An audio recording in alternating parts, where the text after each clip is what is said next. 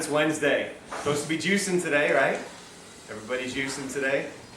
I'm sure everybody juiced that was supposed to juice. Nobody ate that isn't supposed to be eating. I know that that's a fact, right? Yeah, I know. We put them both together. We put Silent Day and Juice Day to kind of confuse you.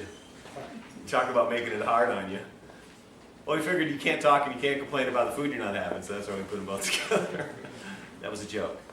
That was one of my sense of humor jokes. Everybody have a book list? Everybody have the notes? They're not really notes. It's a book list. The other side is a movie list. The movie list was in a different lecture that I taught here. The book list is what we're doing today. I'm going to mention the other class every now and then that I taught. It's called Moving Beyond Fear.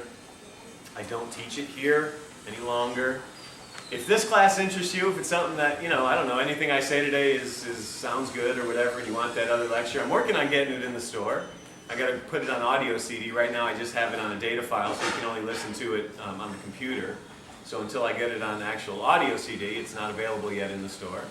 But I'm working on that, as well as these DVDs, working on that too, so that'll be available. Are we ready to start? Is everybody good? Breathing? Everybody breathing? Take some deep breaths, go ahead. Let all your questions go. Wondering what this class is going to be about, I'm going to tell you. Let all your questions go. Take a couple deep breaths. You're in the right place at the right time.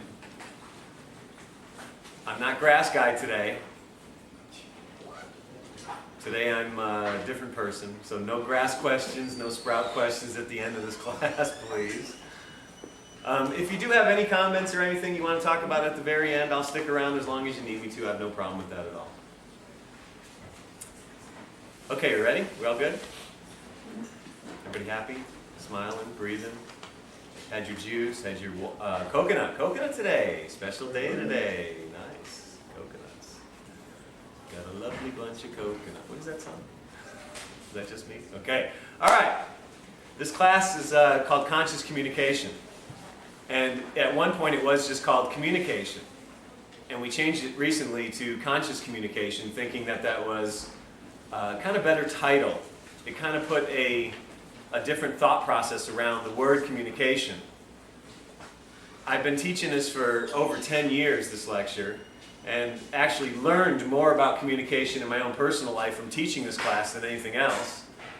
And just when you think you know all there is to know, something else pops up, and now there's something else you need to learn and go through. And I'm finding that all the time in my life, and I think that's a good thing, though. Anytime you get a challenge or you get a change in your life, that's a positive thing. That means that change is happening. That means you're learning, you're growing, you're accepting new and different ways that you probably never looked at before. So when this class was originally called Communication, there was obviously a guideline, a list of things that we were going to talk about, and a structure of this class. And I've kind of just taken that structure and turned it into my own, I guess, creation of stories, of personal things, of, just when you thought you didn't know me, man, today you're going to get to know me.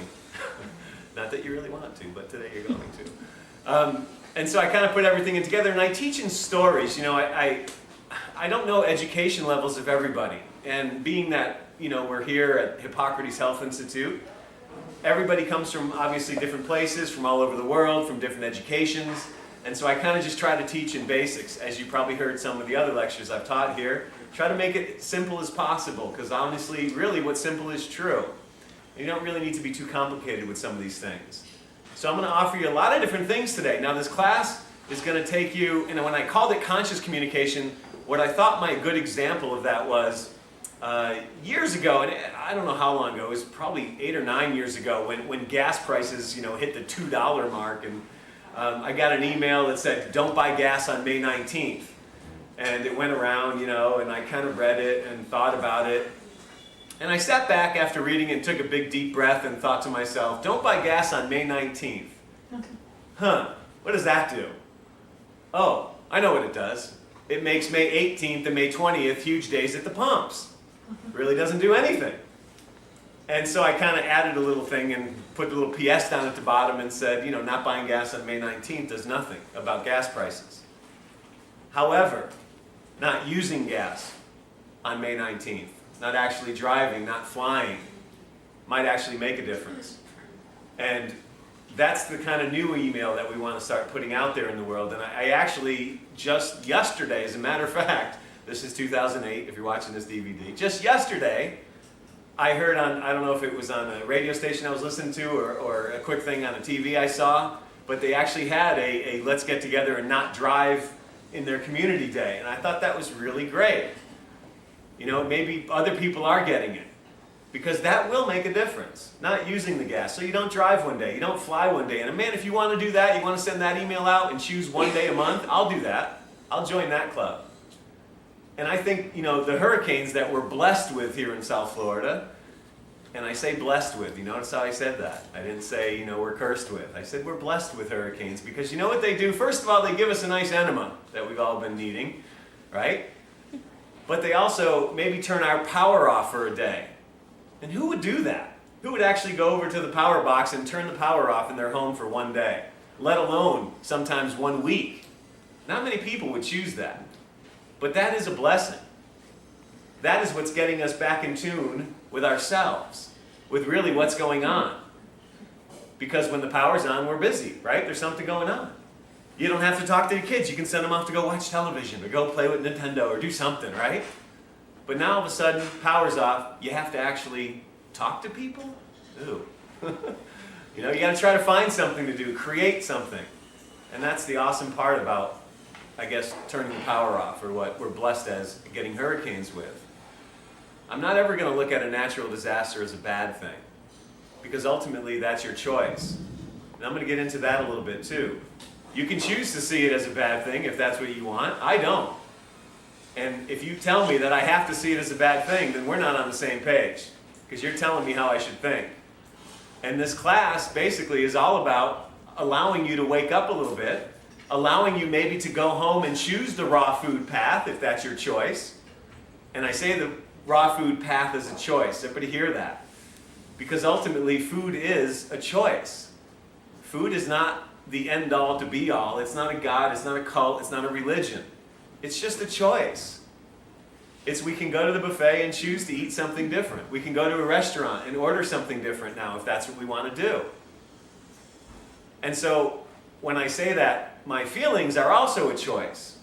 Let me ask you this question, and this was in my fear class that I used to teach. If you could choose happiness in every moment of every day, would you do it? Think about that question. If you could choose to be happy in every moment of every day, would you do it? Would you say yes to that question? Because it seems like an easy answer. Well, yeah, of course I would. Why wouldn't I? And then my response to you is, then why aren't you? Because ultimately we're allowed to have other feelings. That's the, I guess, great part about being alive. We're allowed to sense other things and feel other things and go through those and experiment with them and find out where they come from and if they're even ours, if they even belong to us, or if someone made us feel that way. But then we're allowed also to move beyond it. We're allowed also now to say, hey, oh, I felt that. That was good, that was interesting, it was different, but now I'm going to choose to be happy again. Because it's your choice. The rain and the thunder is just going to add a kind of cool thing to the DVD, so I think that's awesome. It'll just tell you that we really were in Florida and we were doing this. And my other thing I taught in that fear class, and I want to say this because this was, I think, one of the key things, is fear prevents us from living in the now. Everybody hear that one? Fear prevents us from living in the now. Anytime you're stuck in the past or in the future or what will happen or what did happen, you're not present. And there's a cool thing to be present. That's why I always tell people to take a deep breath. So I'll do that again. And if you're watching this at home, take a deep breath. Because breathing's good. .com, .org, .net, .gov. Breathing's an important part, and it gets you centered again, brings you back to right now. You're in the right place at the right time. You're here in this room. And if you were to be anywhere else right now, if I told you that the end was, I don't know, this weekend was the last day on this planet Earth, if right now you would be anywhere else but watching this or sitting in this lecture with me live, then you better think about that. Because why are you waiting until someone tells you they know the end date before you start living? And I don't get into all the songs that I can start singing right now about that these days.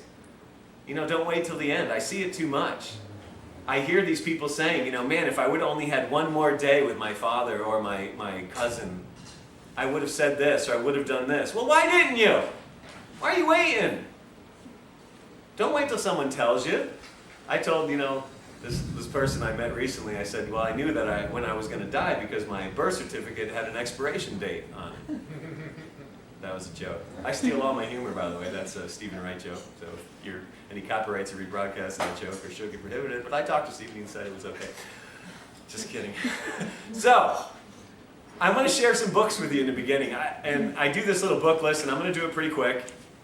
And I think we all have our set of books that help us out in our life. This is just my selection, things that kind of help me out. And I tried to choose a little bit of everything with the book list. If you've read any of these, you know where I'm kind of coming from today. The very first one I read back in 1990 when I got into this, it is 2008 right now. In 1990 when I got into this, it was out in Southern California, and there was a working guest we had at the time. It was a place like this, like Hippocrates, and we started to get to know each other, and I wanted to date her. And she said, well, did you ever read Louise, Hey, You Can Heal Your Life? I said, no. She said, well, if you read it, I'll go out with you. So I was blackmailed into reading it. But the great thing about Louise, Hey, You Can Heal Your Life, and I got to meet Louise actually. She comes here to Hippocrates. Got a little hug from Louise. I got an autographed copy of her book. But I like this book because for me it was a good self-help. It helped to heal a lot of family issues, a lot of mom and dad stuff, a lot of past stuff. And I think this is a good start book for anybody that is starting to wake up or be conscious in the world today. This is a great starting book for them. It was a good starting book for me. I like it too because in the back she has a glossary or an index of everything that happens with our physical bodies, and it has what might be going on in our world that's causing that issue. A lot of times I think, especially, when you go through a raw food detox or a cleanse or a juice fast, that you tend to think that it's all just about food and that's healing your body. And ultimately that is the start. Yes, absolutely. You have to start somewhere. I had to start with the change of diet in order to start this to change, in order to start questioning now what. But I think when you get to that next page, that next level in your life, you start to see and hear everything else that's going on with your physical body. Because ultimately what you think, you physically manifest. And I'm not sure how to say that any other way, but to be point blank about it.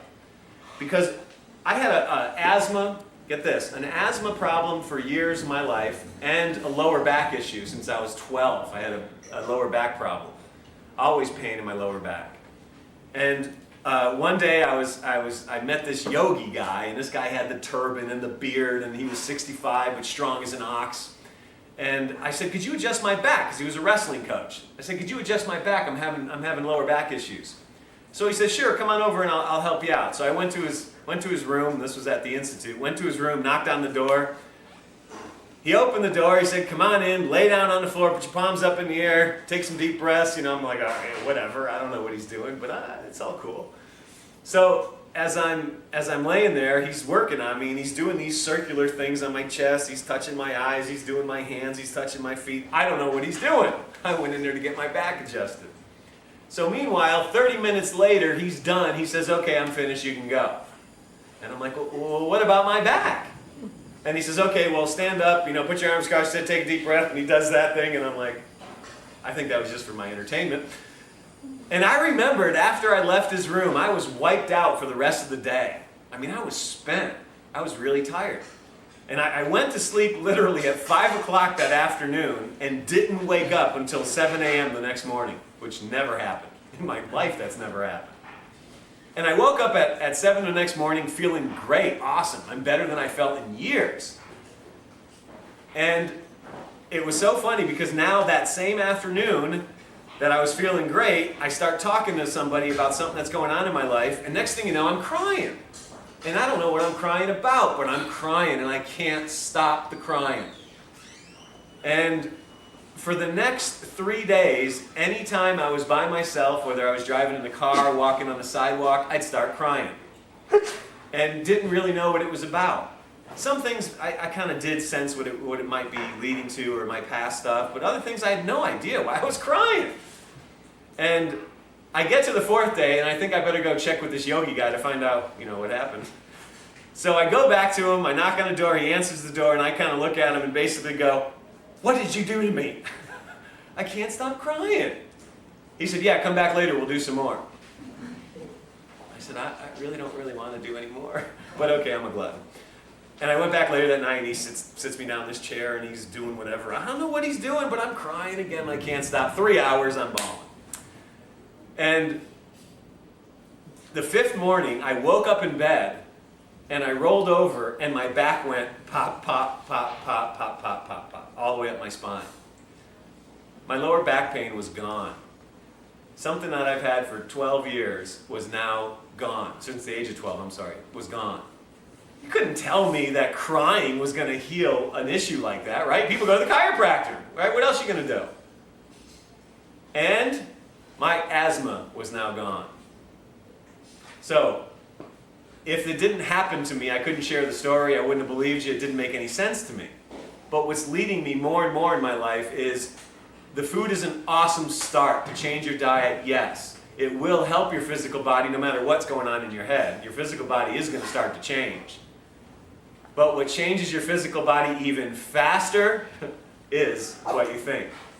Ultimately, what you think you create. Yes, that's the truth. You're hearing more and more now, lectures are coming out with be careful what you say, right? Be careful of your words and your choice of words, because yes, that's going to start creating exactly what's going on in your life. I could spend 5 minutes with anybody on this planet Earth with them talking to me, and I could know exactly what's going on in their life and their big problems in their life, their issues. Because honestly, all you got to do is listen. And they'll tell you, people will tell you everything that's going on, especially if you're not saying anything. Then they have to feel like they have to fill that void and keep talking, right? What is today at Hippocrates? Juice day and silent day, right? And there's a good reason for that. We're going to get into that today too. So, I wanted to share that story with you to make you see the bigger picture here. To make you see outside that little bubble. And to say that, yes, maybe it's something emotional that you're dealing with that is causing your physical illness. Because what I read in Louise Hay's book was asthma, suppressed crying. All right, that's what I went through. Being of the male gender, and then we're always told not to cry. Boys, don't cry, don't cry, don't cry. Hold your feelings, suppress your feelings. So I was going through that. And I can tell you, after I went through that 4 or 5 days of crying, I felt people. I mean, I could walk by somebody and I could feel... Feel that? I did that. That's my fault. What a blessing. Yeah, everything's good. Does anybody mind? Can I still go? I'm not going to be able to DVD this anymore, but that's okay. Did it go back on? Oh, it didn't go off the battery power. Oh, so thank you all. We're going to cut that part out. I did that on purpose again. Sorry. Turn it back on. Anyway, I guess I'm going to go. We're not going to worry about the DVD. I'm just going to go. How about that? And don't worry about the lights. Just, hand check every now and then. Just kidding. That was, thank you. One person. Great. Nobody was in high school, went on buses with the opposite set. Nobody? I'm a teacher. Oh, great. Okay. Thank you. So, again, what I wanted to share with you, that little bit of insight, seeing the bigger picture. Okay. Another story related along that same line. So, I was working at a... I'm thinking we should just shut them off so they don't keep doing that. I'm working at a place like this, and for 8 years, was very content, very happy at my job, loved what I do, growing grass is awesome. And then, everybody was having problems. All the department managers were having issues with our CEO and the directors and how money was being spent, and all these different problems. So I felt like I wasn't having any problems. I was happy, so I'll take it upon myself to solve the world's problems, which I will never do again. That's not my choice any longer. But I spent about 80 hours of my life and my time in 1 week putting a meeting together, an agenda, to invite the CEO and the director and all the managers and have all the issues confront. And in a nice PR way, so it didn't offend anybody. And during this week that I was putting this meeting together, my jaw started to hurt. And it was hurting more and more and more each day. And I got to Friday and I could barely open my mouth to talk, let alone chew food. I was having incredible pain. Well, Friday night, I get a phone call that says anybody that shows up to this meeting that I requested and I spent time putting together was going to be fired instantly if they showed up. And so I felt like, man, here I was trying to make a difference. I'm done. I'm leaving this job. I had it for 8 years. I love it. I was the happy person, and now I was the one that was going to quit. And the moment I felt like I was going to put my 2 weeks notice in on Monday, half the pain in my jaw went away and cleared up, was gone. But the other half was still hurting me, still bothering me. I didn't know what that was. I do remember, however, sitting up in bed that night. It was about 3 o'clock in the morning. I sat up in bed and thought to myself, gee, I wonder if it's my father I'm having these issues with. Because my father worked at the same place I did. And as soon as I thought that it could be my father, the other half in my jaw, the other pain went away. It was gone.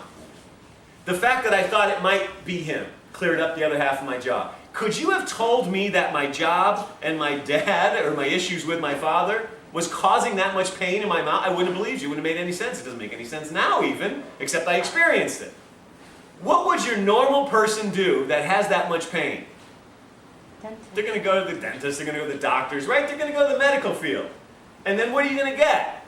You're going to get a pill. You probably have TMJ, so here's a pill. Relax a little bit. It's muscle tension. I could have been on medication for who knows how long if I would have taken that route, never realizing what the real problem was. Is the medical profession wrong for what they do? No, that's not what I'm saying. Not at all.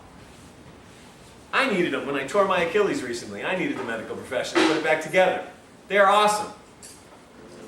But I think what's lacking in the field nowadays is it's going a little bit too fast with appointments. Remember back when doctors started, they make home visits, right? They come to your house. Well, by doing that, they can learn a little bit about you and figure out what's going on and what's causing these problems these days, rather than just giving the quick fix, that quick pill.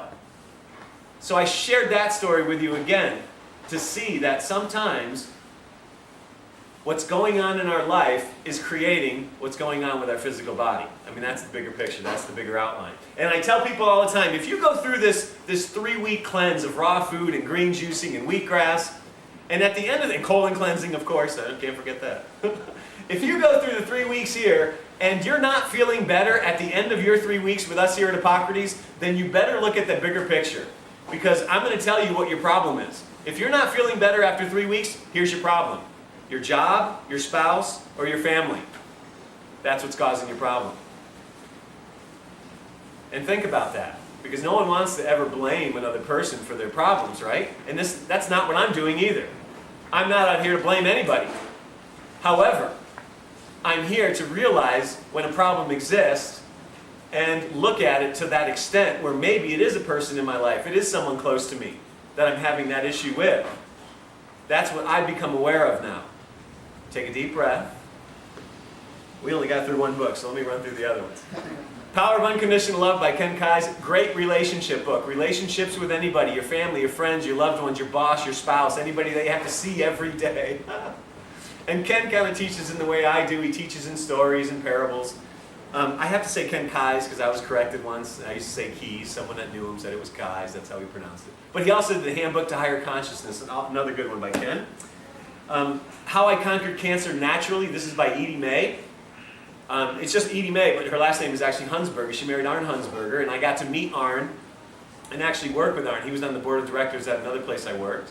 And I got to learn the story about Edie Mae. This kind of rings true to Hippocrates too. There's a lot of great cancer books out there with stories and how people healed themselves. This was just one of the first ones that was written. It's actually not in publication any longer.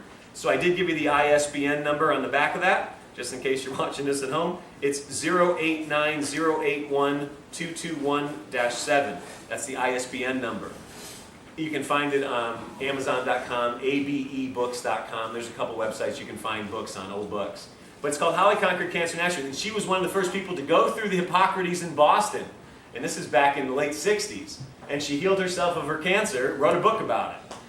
Nowadays, obviously, you have Chris Carr from CrazySexyCancer.com, who not only wrote a book, but did the movie, was on Oprah Winfrey recently.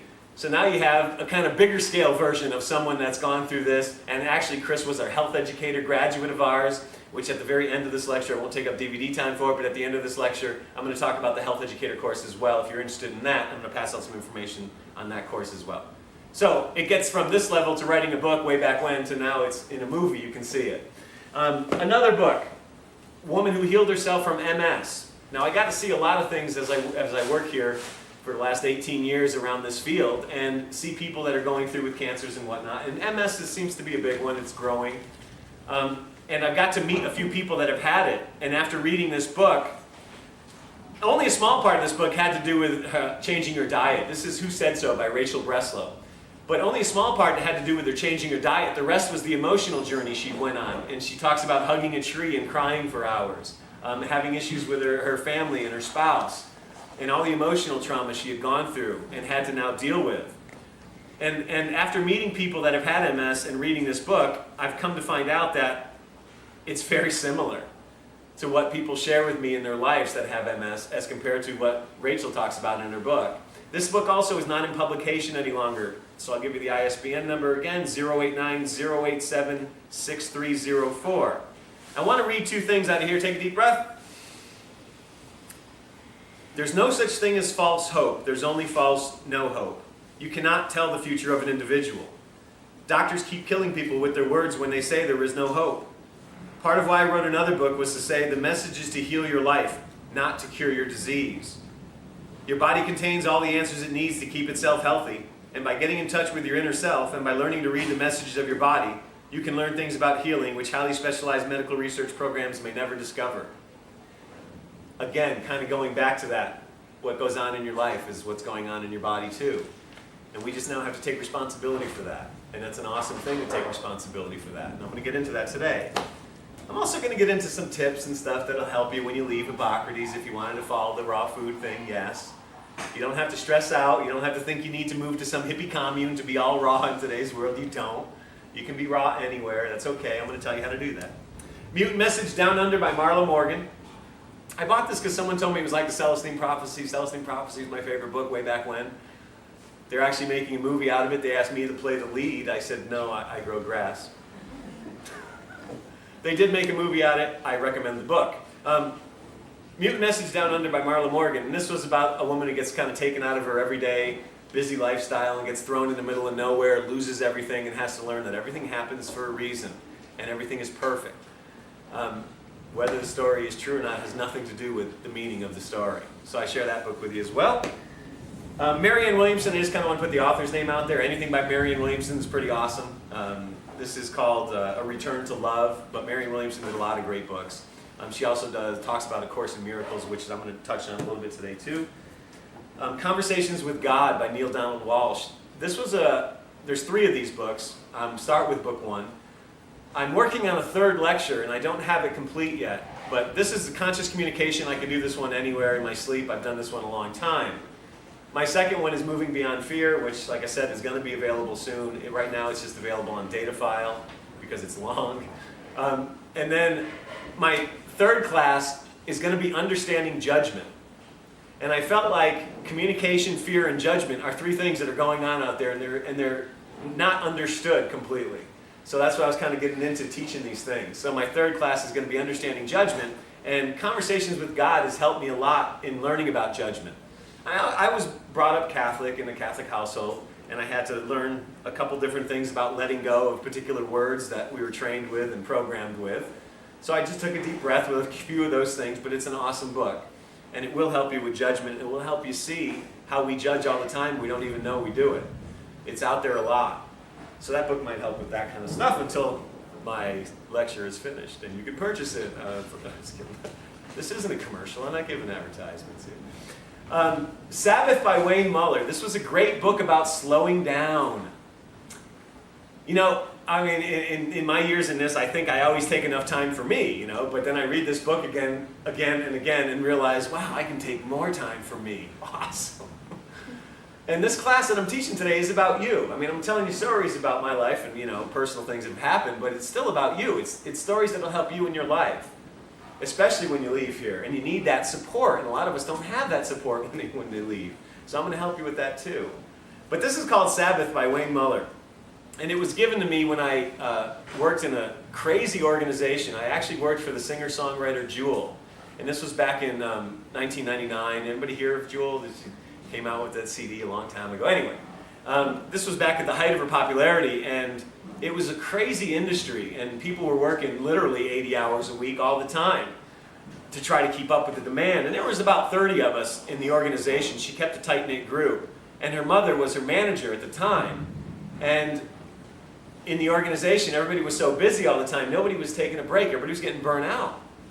So her mother came up to all of us and gave us this book and said, from now on, from 3 o'clock to 3:30 is meditation time. No matter how you viewed I mean, she said the word meditation, but she also then defined it as stop working. Walk away from your desk. Go for a walk. Go get something to eat. She said, whatever you need to do, but stop working from 3 o'clock to 3:30 every day, no matter what you were doing. And I thought that was a pretty higher conscious thing to do in a crazy industry like that, to tell all of a sudden your employees, hey, take a break. And actually mandatory take a break. We're going to pay you for it. Just take a break.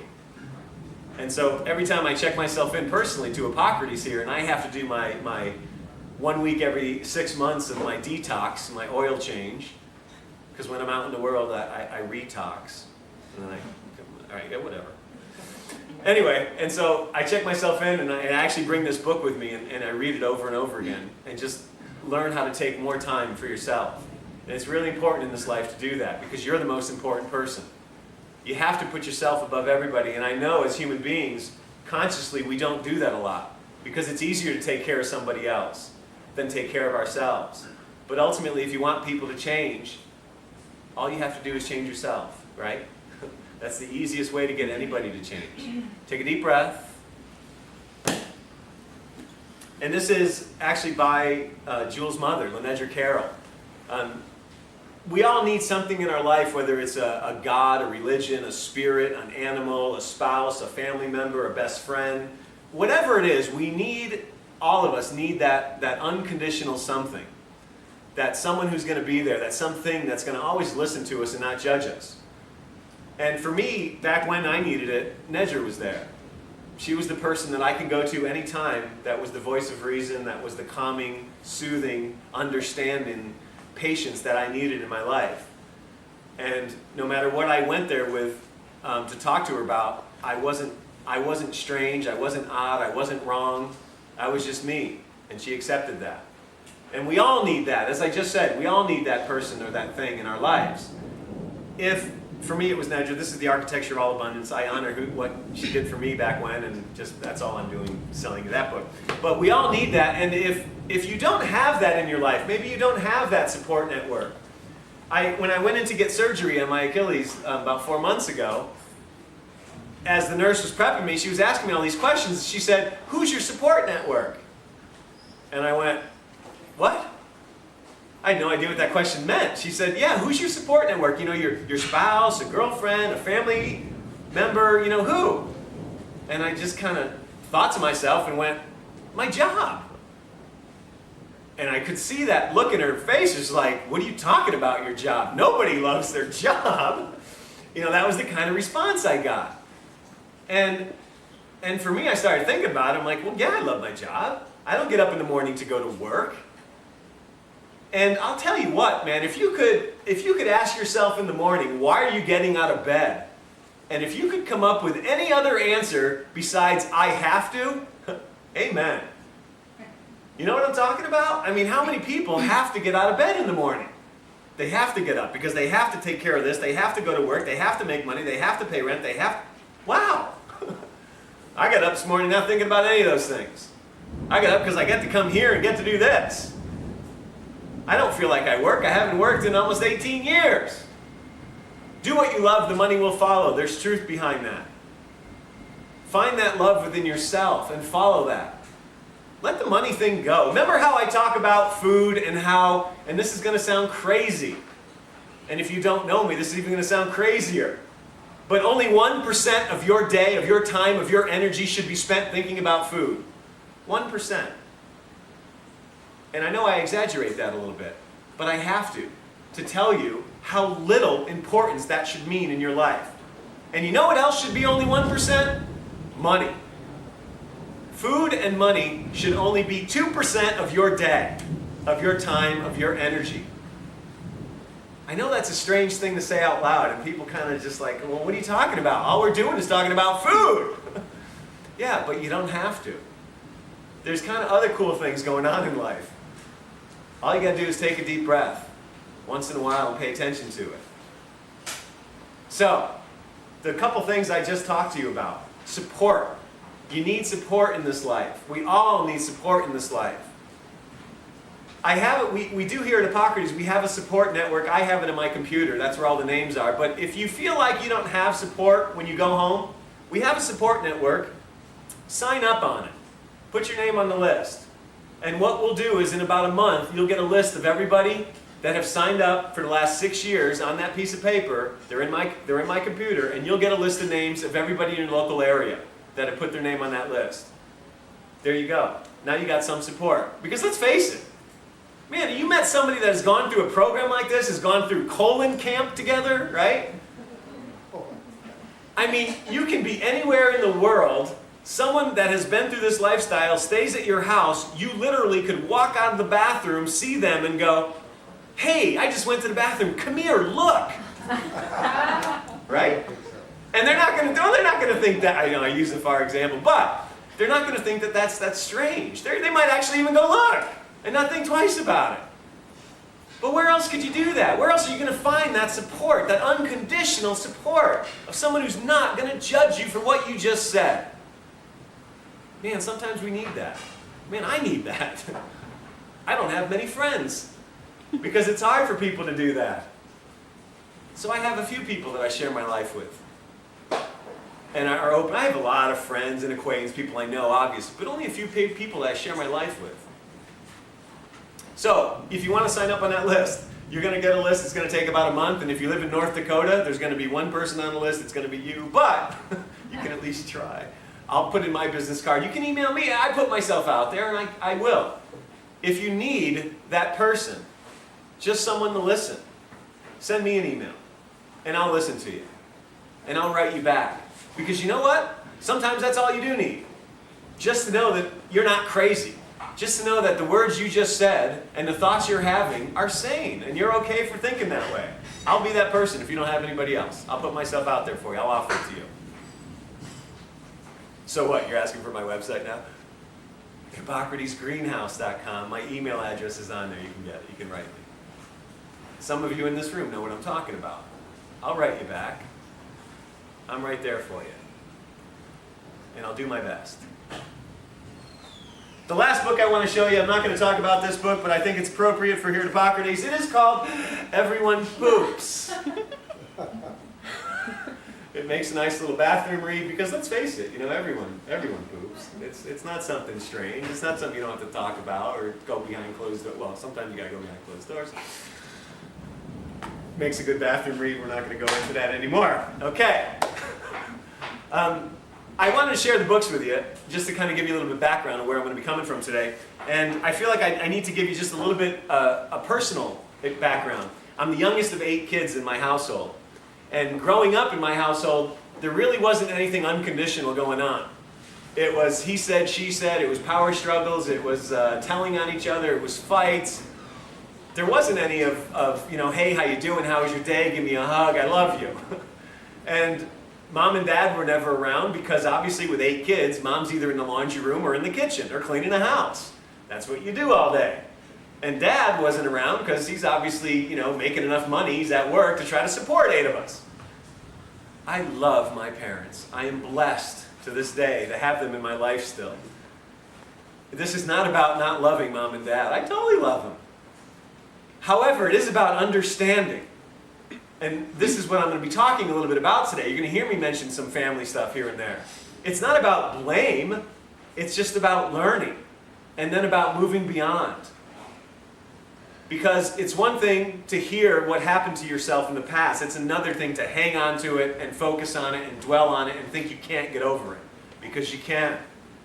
Because as soon as you're aware of it, man, you've already, half the battle's gone. You're ready. You're there. So my household, right, I didn't get anything and I had to learn a lot. And I was watching all my older brothers and sisters, every one of them that have been married have been divorced. And we're coming from a Catholic place, and they're all been married and divorced. And my relationships at the time were going through this time frame, and they would only last this long, and then I would end up breaking up. And so I had to figure out what that was all about. What's going on here? And so watching the marriages and the divorces and my own relationships, I felt like communication. Okay, here we go. Communication between men and women. Because we communicate very differently. You might know that by now. If you don't know that, here's a few books you can read to learn how men and women communicate differently. Because I read them. You Just Don't Understand by Deborah Tannen. Wonderful book about communication between men and women. It's called You Just Don't Understand by Deborah Tannen. And The Men Are From Mars, Women Are From Venus, the John Gray series. Also, great lessons in communication between men and women. And I felt like after reading those books, I got it. I got a bigger piece of it. But I felt like, is that it? Is that all I'm supposed to learn? Communication between men and women? There's got to be something else to this. And then something happened to me. I was asking my father something to help me out with in my life, and he stopped working, and within 2 sentences, he finished what he was telling me and went back to work. I had no idea what he just said to me. But I walked out of the office, I went up to Nedra that afternoon, and I asked her the same thing. Same question. What do you think I should do about the situation in my life? Well, 30 minutes later, she was done with her answer. And I took this big deep breath and I went, wow, my dad said the same thing. But I didn't hear him say it in 2 sentences, but I just heard you say it. And this light bulb went off in my head. I get it. I want to be able now to communicate to a child and an adult how I'm feeling. Because that's what communication is, right? All we're really trying to do is share how we're experiencing a feeling or an emotion or a situation. We're just trying to share our side of it. That's it. That's what communication is, ultimately. So now how do I do it with a child and a college professor and share my feelings so that both of these people get it and they walk away from the experience and understand? That was my path now. That was a journey I wanted to take. That felt like it was challenging. And it wasn't about male-female anymore. It wasn't about education level. It was just sharing my feelings. I spent a couple of hours with my sister one time in Connecticut, and my nephew came in and out of the house within about 15 minutes, about 7 times. And every time he came in and out, my sister looked at him and said, take off your shoes, close the door. Take off your shoes, close the door. Take off your shoes, close the door. Take off your shoes. I finally looked at her and said, he's not hearing you. Try something different. Try to stop talking to me for a second, grab him, walk over by yourself with him one-on-one, and take the time and explain why you take off your shoes, what happens when you take off your shoes, how to take off your shoes, why you close the door, the reason for closing the door. Because they get it, and they will hear you now. Man, if you have to say the same thing more than once, take a deep breath, find a different way. Find a different way to share how you're feeling, because they didn't hear it. I mean, how many times is your family trying to tell you the same thing over and over again, but you don't hear it, right? For 10 years, your family told you the same thing, but then all of a sudden you have a class or a lecture with me, or you walk by somebody on a street corner that you don't even know, they say the same thing within 2 sentences, and you go, oh wow, I get it. I think I'll stop smoking now. Your family told you for the last 10 years to stop. Why didn't you hear it? How do we get you to wake up to hear exactly everything that's going on in your life right now? Man, if I could give you that wake me up pill, I would. If I could let you inside here and all the stuff that I've had to learn and go through in my life, I'd let you in openly, willingly. Go, get it, take it. Because you have it. Here's the cool thing. I don't know anything more than you do, believe me. A lot of you know a lot more than I do. But we all have that inner unconditional thing, that connection, that light, that is just trying to shine through, that knowledge that we all possess. And we're all just trying to connect to it now. That's what's going on. We're all just trying to connect to that same piece that we all have. We're trying to get that light to pop through those rules and conditions and fears, that outer shell that we built. That emotional shell that we built, because maybe we don't want to feel things, right? That's why we eat, because we don't want to feel things. It's easier to eat and suppress the feeling. You think you're eating for nourishment. Man, who's teaching you that? I mean, we teach you that here at Hippocrates, the different choice of food, to understand that, yes. But what is nourishment? Vibration, that energy. Right? Can you get it from something other than food? Does anybody know that answer right now? Can you get it from something other than food? Just raise your hand if you agree with that. Can you? Yes. Amen. Yes, you can. Absolutely. 150% yes, you can. I can't all of a sudden get you there. It has to start with the foods, yes, the choice, the changing, the energy that you allow your body to intake now, that vibrational pattern. That's why this raw living thing is working. Because it's getting you somewhere where I can't get you by all of a sudden talking to you in an hour or two. But the food will get you there, and it will help you. Okay, so I wanted to give you just a little bit of background, the family stuff, the relationship stuff. I thought about this word, unconditional love. 2 words, sorry. I thought about that, and I thought, I want to define unconditional love for you. And we all have our own opinions and feelings about what it means, and here's what it means to me. Years ago, out in California, I had a little black cat, and long story short, she was a stray. It took her a long time to get to know me and love me, but finally she started coming to me. And so we had this little routine, and every day I would put her on my lap and pet her, and she'd purr, and everything would be great, right? And then I'd take her off my lap, and I'd finish my day, and I'd come back down to the office sometimes in the afternoon, I'd pick her up and pet her again, and she'd purr. We had this cool relationship. Well, fast forward about 4 or 5 months down the road. I got her on my lap, and I'm petting her, and she's purring, and everything's great. We're having a good time. And something happens. I got to go, and I put my hand on her. She turns around and bites my hand. And out of sheer panic, I threw her off my lap. And I was just kind of bummed out that she just bit me. And I remember that day, because I walked around that whole afternoon just kind of really sad. Can't believe the cat bit me. I spent all the time loving you, and you bit me. A Pisces, very emotional. And so I remembered that I didn't even want to work the rest of the day. But I'm trying to take a deep breath. Everything happens for a reason. There was a reason for this. Everything's the way it should be. So I'm figuring it's time to go back to my office, and here comes my cat again. She starts rubbing up on my leg again, and I'm kind of looking at her like, man, I'm still kind of pissed off from before, but you've obviously let it go. So I don't know what I'm supposed to learn. I pick her up, put her on my lap again, start petting her, and she's purring, everything's great. Again, we're back to this cool relationship. You've let it go? Okay, I'll let it go. And so the same thing happens. I got to go, put my hand on her, she turns around, bites me again. But this time, I didn't react. I kept my hand there, and she kept her mouth there. I took my hand away, she took her mouth away, I started petting her, she started purring again. I put my hand back, she put her mouth back.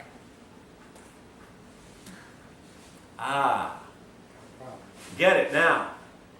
She knew that when I put my hand there, I was going to take her off my lap and stop petting her. And she didn't want me to stop petting her yet. And come to find out, she never bit my hand. But they got sharp teeth, and my cat was a stray, so she had really sharp teeth. And when she grabbed me, I thought she bit me, but she never broke the skin. As gingerly as she could, she was just holding on to my hand, saying, hey, no, wait, no, don't stop. Keep going with the pet. And the lesson that I had to learn from this one little experience, unconditional love, first of all. Let's face it, how many people love their animals more than they love other people? It's okay. Unconditional love, animals have it, right? I mean, look, if you know somebody that's going through a hard time in their life, that is having some serious health issues, high blood pressure, I don't care. Whatever it is they're having, if they're not allergic to animals and they don't have one, get them one.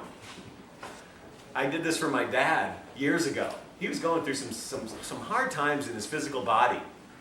And I remember he fought me tooth and nail, but I just brought a cat over one day and I left it in his apartment and walked out. And I went back that night, and sure enough, he had it on his lap, he was petting it, and it was so funny. This man that fought me tooth and nail, didn't want an animal, was now all of a sudden loving it. And his blood pressure was down within the next day. And he was feeling better. And he wasn't having his heart issues. All from this unconditional thing. So I took a lecture one time, and the person was talking about right speech. And he said the definition of right speech was total silence. And I thought, man, I sat here for an hour listening to him talk, but the definition of right speech is total silence? I get it. The definition of right speech is total silence. It makes complete sense to me now. And so now I put the two together. Unconditional love equals total silence. when you can be in the presence of something else, somebody else, some other thing, I don't care, a plant, and you could just sit in silence without having to fill the air. That's unconditional. Because believe me, conditional love exists. It exists when you want somebody to change or be somebody who you think they should be, rather than accepting them for who they are. That's a condition. I'm not going to get into that story because I don't know everything there is to know about love either. I'm still trying to figure it out on my own, with help from people sometimes. But the definition of unconditional love, total silence. That's what I got from this experience. But what I also learned from this little experience was, how do I not react in a situation? Because how many times do we go into a situation and we do react like that out of fear, right? We jump the gun. We think that the cat was biting me, so I reacted and threw her off my lap, but she wasn't. She wasn't doing that. That's not what she was doing. It's not where she was coming from. And don't you get it? That's people too. We are all coming from someplace, but it's usually that love place. But maybe we were brought up a certain way and we don't really even know that we're hurting you or we're affecting you because we're just trying to help, right? We all want to help, let's face it. I said that. I'll say it again. We all want to help. But here's how I'm going to help you today. I hope. Anyway, whatever. You might not agree with anything I'm saying today. That's okay too. Take a deep breath. It's all good. You can walk out. How I want to try to help is to tell you right now to own your feelings. Take responsibility for how you feel about something. Own it. Use that word ownership because it's really powerful. Anytime you feel something, an emotion, I don't care what it is, anger, happiness, sadness, jealousy. Anytime you feel an emotion, own it. Take responsibility for it. It is yours. I do not have the power to make you feel anything. Don't give me that power. I don't want it. I got enough problems. I don't have the power over you to make you feel anything. I know that's a hard one to understand because a lot of times it doesn't make sense because you're in a situation and someone's doing something and you feel something and you're saying it's because of them is why you feel that. And I think it's easy to do that. I think it's easy to say this person is making me feel this way, right? Because we all do that. That's the easy solution. It's the harder thing to say, why am I feeling this way? I mean, yes, this person has allowed me now to feel this emotion. But why do I feel this way? Why am I having this emotion? What's going on? Because now you can learn to experience it and then get over it and then go past it. That's the cool thing. I'm going to help you with that one too. So, first of all, own your feelings. Take responsibility. Own your feelings. Nobody can make you mad. Nobody can ever say anything to hurt you. How about that one? That's an easy one. I know it's a weird one to hear, but no one can ever say anything to hurt you. So what does that mean? No one can ever say anything to hurt you. If you hold to your truth, that statement, that no one can ever say anything to hurt you, if you know that to be true in your head, then I'm going to turn it around and I'm going to tell you, man, it had to be about over 5 years ago now, that I was in a relationship and I was verbally trying to hurt the person I was with. I did it quite recently too. Tried to hurt the person I was with. Me! And I'm pretty awake in this world, and I was doing it. And so I had to get some help. And way back when, I had to get outside help. And I had to call a friend of mine who's a therapist, and I'd say, here's what I'm doing, and she yelled at me. And basically what happened was, I started crying and realizing that it was my stuff. I was the one who was hurt. So, if you're in a situation and someone is actually verbally trying to hurt you, then you'll realize if you hold on to that statement, no one can ever say anything to hurt you. If you hold on to that statement to be your truth, and you're in a situation where someone is attacking you, you will know that they're coming from a place of hurt themselves. They're coming from the only place they know how to attack you, or how to respond to you, or how to get you to listen to them. And maybe it's up to us, all of us, now, if you're watching this, if I ever put this DVD out now, maybe it's up to us now to be that higher conscious person to be that person that takes the time and listens and doesn't respond and doesn't react in a situation, but allows it to take place without judging it, without the conditional patterns that we all possess, the conditional emotions that we're programmed with from the time we're kids. We're programmed with conditional emotions. If you watch television, read the newspaper, you're being programmed with conditions about emotions. You're being told how to feel. I just happened to glance at a television years ago, and I watched a little ticker at the bottom, and it said a couple in North Dakota die in a car accident while on their honeymoon. And I'm thinking, why is that news? Why are you showing me that? Why are you telling me that? And why are you adding that they were on their honeymoon? Right? Because you want me to feel bad? Is that what you're trying to do? Think about this. We are being programmed and conditioned with those kind of feelings. How many times does a natural disaster happen and you hear programmed words before the disaster, right? Because they call it a disaster. How many people say the hurricanes or earthquakes are blessings? Look, I've been through hurricanes. I live here. I've been through earthquakes in California. And I will both, after those experiences, say that they are blessings. Because they are what they are. What are you trying to do? Change them? You're saying they're bad? How are they bad? Let's face it, you as a human being, if you get something on your skin, are you not going to pick at it until it goes away? That's our first conditioned response, to flick it off, right? I don't want that on me. What do you think's going on? It's the world, it's the earth just going, hey man, cut it out. Cut it out. Stop doing that. And it's doing it as polite as it can, I think. Those are the polite ways to tell us, hey, cut it out. Those are the nice things. Okay, own your feelings. Take responsibility. No one can ever say anything to hurt you.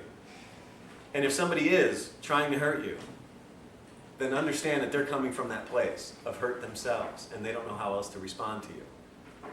So take a deep breath sometimes. How do you go into a situation and not react and allow it to take place without your conditions happening first? Because the very first thing I'm going to tell you, and I'm going to tell you a story, very first thing I'm going to share with you about communication. Number one is listening. Very first thing, listening. How many people think of communication as verbal, as talking, right? Most of us do. That's how we communicate with each other. Ultimately, the very first key way to communicate is to listen. And I'm not talking about this kind of listening, and you know who I'm talking about. The people that sit there and do this as they're listening to you. This is what's going on in their head. Man, I can't wait till you finish talking. As soon as you finish talking, I'm going to start talking. I'm going to tell you my story. I'm going to tell you what happened to me about that same situation. Are you finished yet? Man, I can't. Why are you still talking? I want to hurry up. Right? How many times do people listen like that and just wait for you to stop so they can start? That's not listening.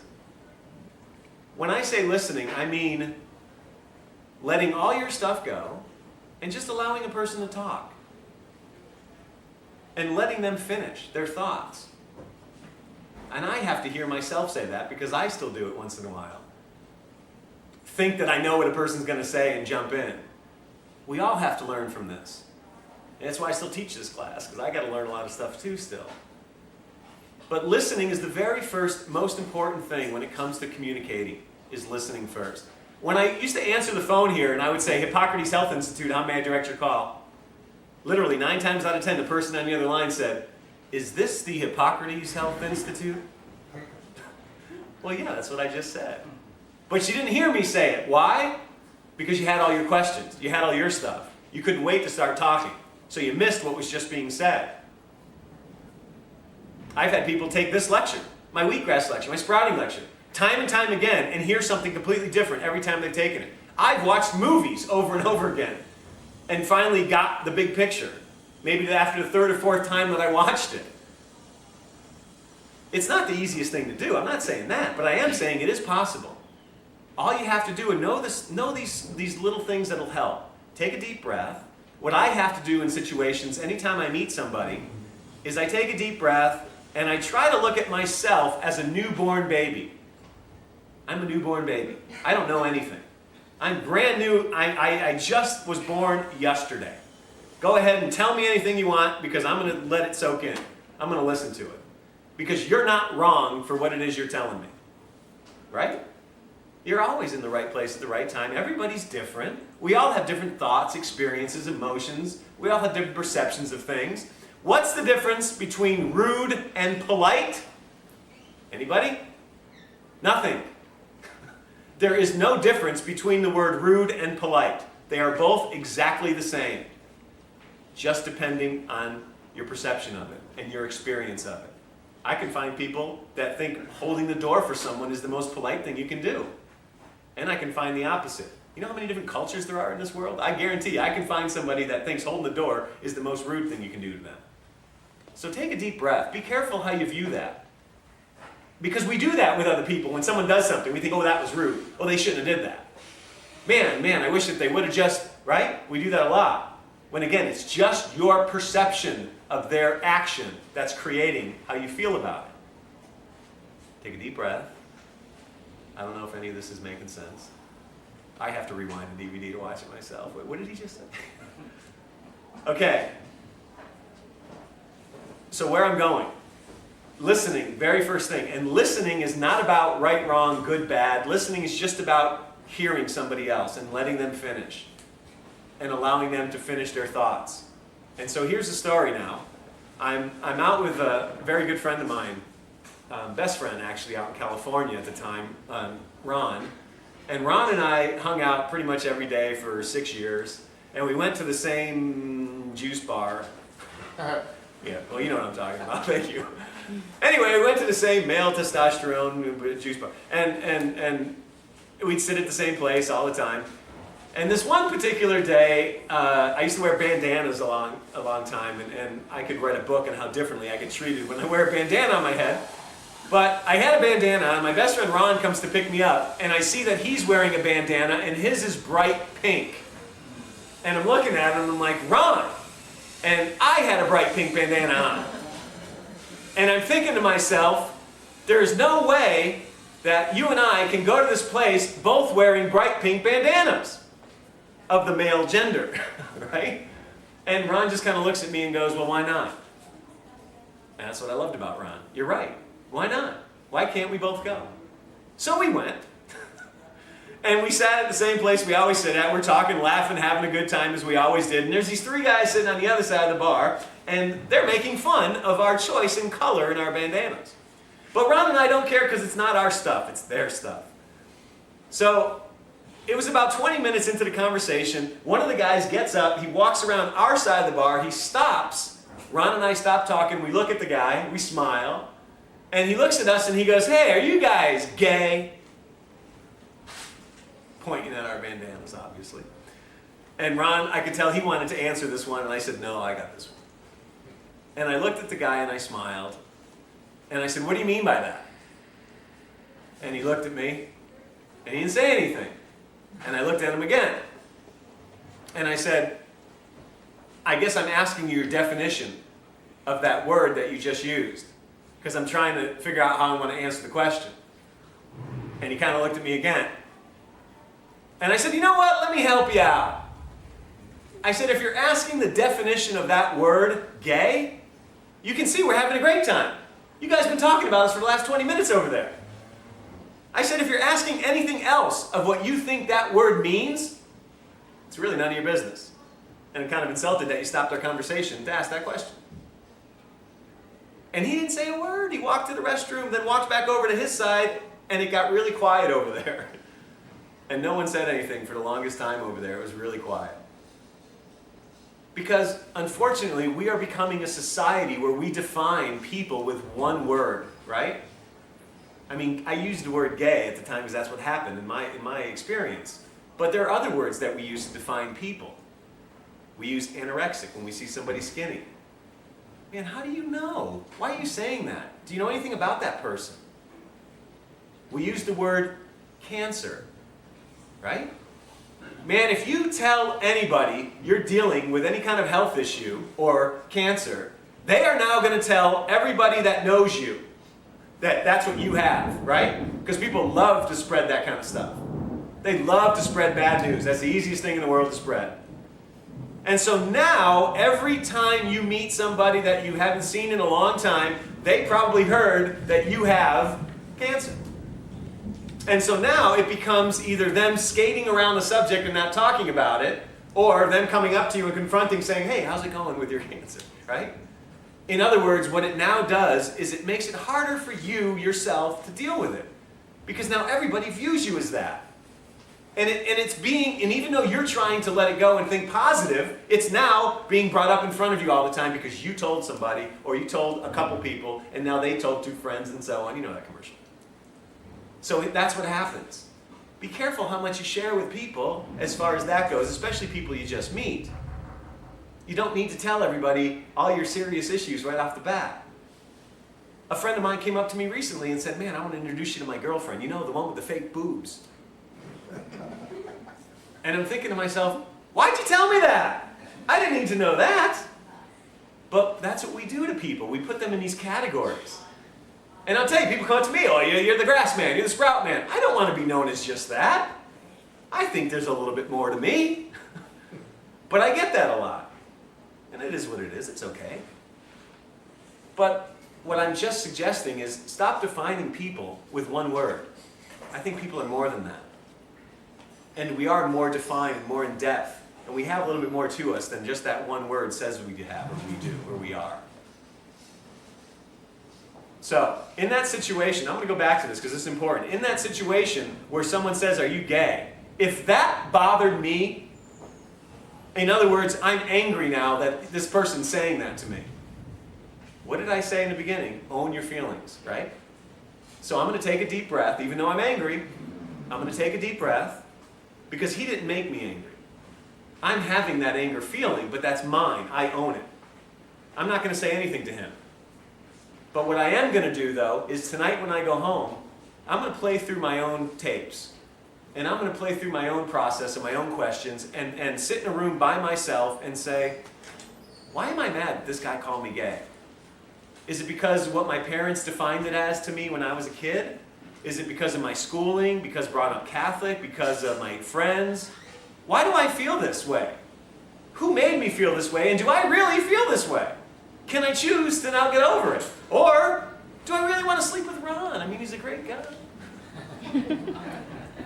I joke about that. But obviously I had to go to that place too in my head. Because I wanted to figure out where it's coming from. Why am I feeling this way? Because now that I've learned why I feel that way, I can let it go now. I can realize, wow, I can choose something different now. That's awesome. And so that was my choice. So I wasn't angry in this situation. Quite the contrary. All I did was ask him to define the word, right? So what I did in that situation was conscious communication. I didn't react, didn't judge it. It was what it was. It wasn't any of my stuff. It was all his stuff. So I just said, define the word. And tell me what you're asking me. Because think about it. If this guy actually now has to define that word in his head, did he really want to know if Ron and I were together that way? I mean, really? Seriously, why was he even asking? And I bet you he never, ever said that word out loud again in front of other people or asked people. Bet you he never did it again. That's conscious communication. That's not reacting in a situation. That's allowing the situation to happen and take place and learning from it and growing from it. Take a deep breath. Okay, that was one of my stories. So here's the other one. So I'm out with Ron again, and we're playing pool. And he brought a friend of his, and Ron was an electrician. He is an electrician. And he brought a friend of his with him. And I'd never met this guy before. And we're out playing pool. And this guy, after about 30 minutes, I use the restroom. I'm in the restroom. And this guy looks at my best friend, Ron, and goes, man, your friend Michael, he's a real asshole. And my best friend, Ron, looks at the guy and says, why don't you go tell Michael that? And at first, when he told me the story, I'm like, Ron, you're my best friend. Why are you sending the guy after me? But then I thought about it, and I thought, well, that's the best thing you can tell anybody that's telling you about somebody else. Is go tell the person. What are you telling me for? Think of how many television shows would not exist in this world today if people just solved their issues and talked to the person that they're having the issue with, right? Almost 90% of all your television shows would not be on air. There would be nothing to watch. You would have to actually focus on your own life. Oh, man, I couldn't ignore it by watching television. So anyway, fast forward to the story. I come out of the bathroom, and this guy comes right up to me, and he goes, man, I think you're a jerk. And I'm like, man, I just got out of the bathroom. What? what did I do? Well, I know what I did, but what did I do?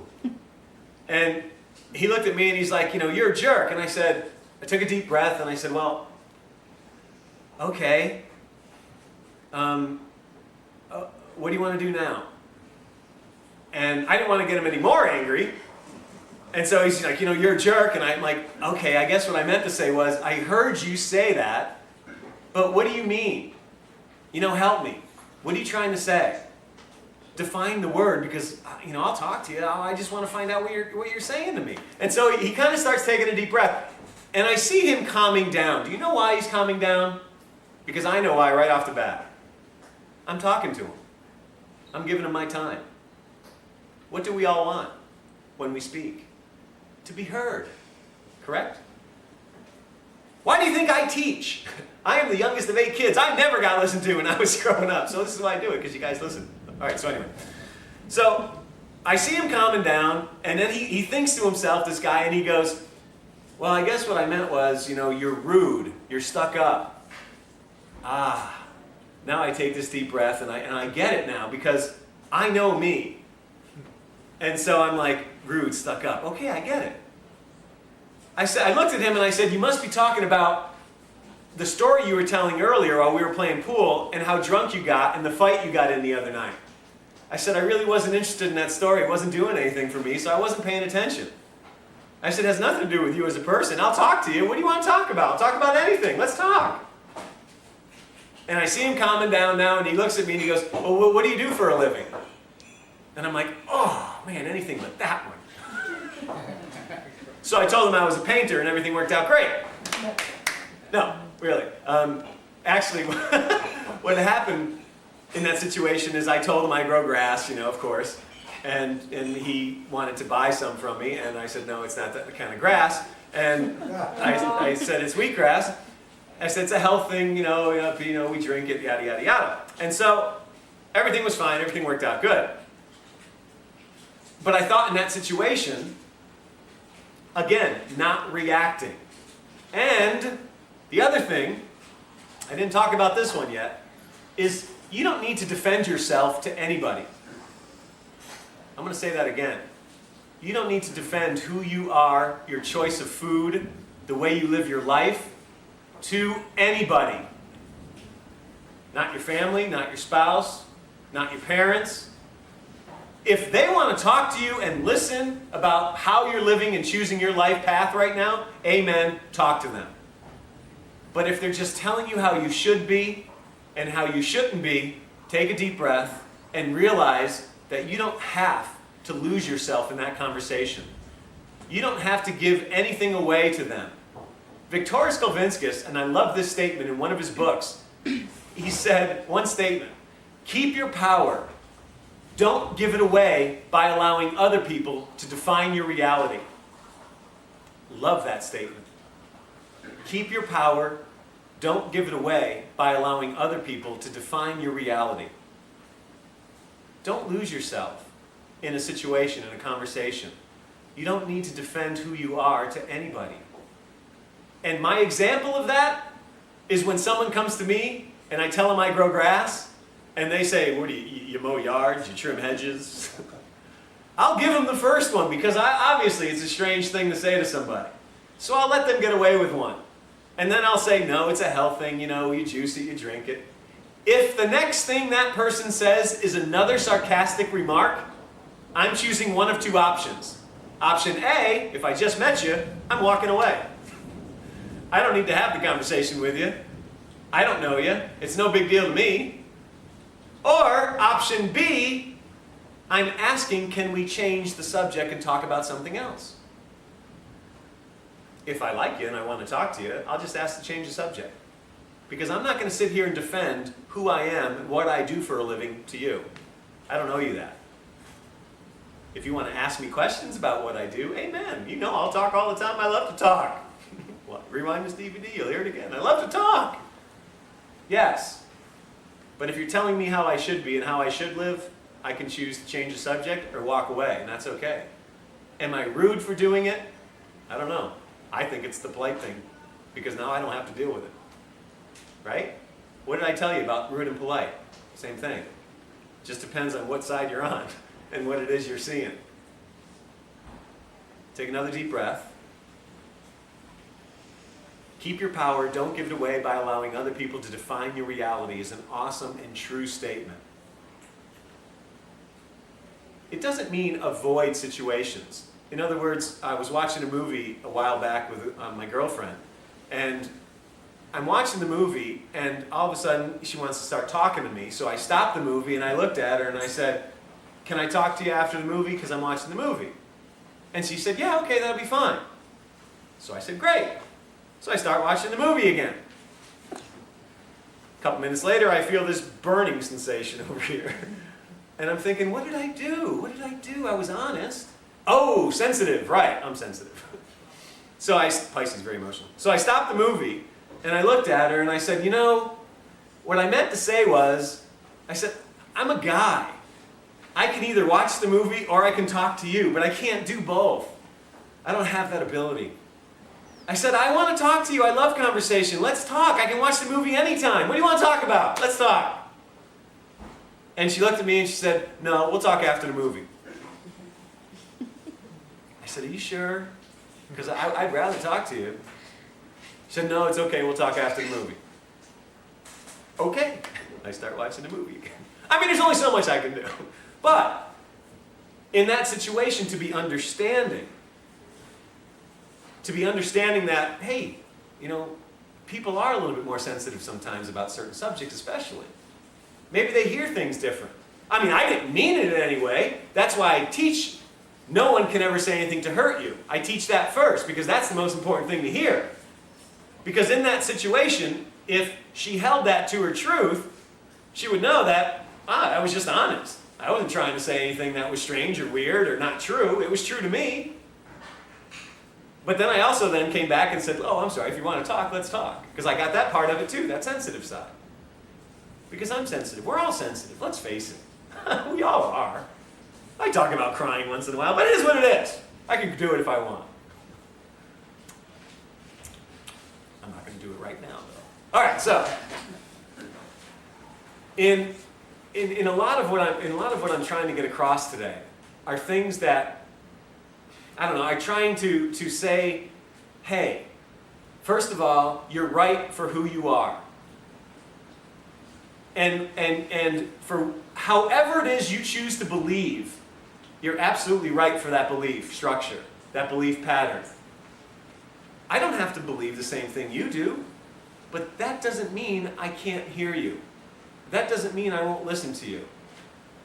That's what I'm trying to put out there, saying now we need to try to make that conscious effort out there. Marianne Williamson talks about A Course in Miracles, and A Course in Miracles defines people as basically two things. People come from love, people come from fear. Very easy. Once you get to a certain place, it's easy to tell where someone's coming from right away as soon as you start talking to them. People come from love, people come from fear. And I got that, and I taught that for a long time. And then something happened in my life, and I altered it a little bit. So I wanted to watch a basketball game years ago, and Michael Jordan was playing, and I loved basketball, and I didn't have cable in my house. So I went down to the local juice bar. It was a bar, whatever. So I went down there, and there was only one chair open and only one television showing the game, and the chair was open right in front of the television. It was awesome. So I sat down, I'm watching the game, and everything's great, having a good time. Woohoo! And then all of a sudden, this was in California, Southern California, and there was a no smoking law for a whole year before this situation happened. So a whole year, you couldn't smoke anywhere. And it was a bar, and you couldn't smoke indoors. You still can't. But this was when it first started. It's been for a whole year now, that law was in place. So I'm watching the basketball game, and all of a sudden I start smelling cigarette smoke. And it's blowing right in front of me, and I'm thinking to myself, who's smoking? There's no smoking. And I look and I see this table of people, and there's this girl with a cigarette, and she's kind of holding it underneath the table like that does anything. And I'm thinking to myself, well, you know, maybe she's only going to smoke one, and then she's going to stop. You know, I was hoping. But she lit up another one, and I'm thinking, oh, man, now I have to say something. And I look to see who it was, and it was this girl that hated me. She had worked at this bar, you know, a couple years before, and she just never liked me. I don't know why. I'm a likable guy. No, I'm not. That was a joke. So anyway, she didn't like me. And so I see who it is, and I'm thinking, man, anybody but her, and I'm going to go say something. But she lit up another one. I felt like I got to say something. I couldn't move it. So I walk over to the table. I make eye contact with her, and I say, hi. And I know she knows who I am because she's giving me this look that would, just kill you. And I said, is there any way you can go outside and smoke? Because it's kind of blowing right in front of me, and I'm trying to watch the game, and I really don't have anywhere else to go. And she looked at me, ushered a few profanities, which I won't repeat, and said, no, I'm not going outside. And then swore at me some more. And I said, okay. And I went and sat back down. I figured I did what I could. That's all I could do. I was me. I was honest.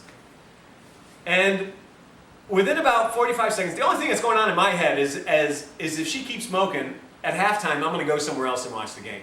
I'm thinking I did what I could. That's all I could do. I'm not even going to get into it. It's illegal to do. I'm not even going to touch that subject. I'm not going to tell on her to the manager. I'm not even going to go there.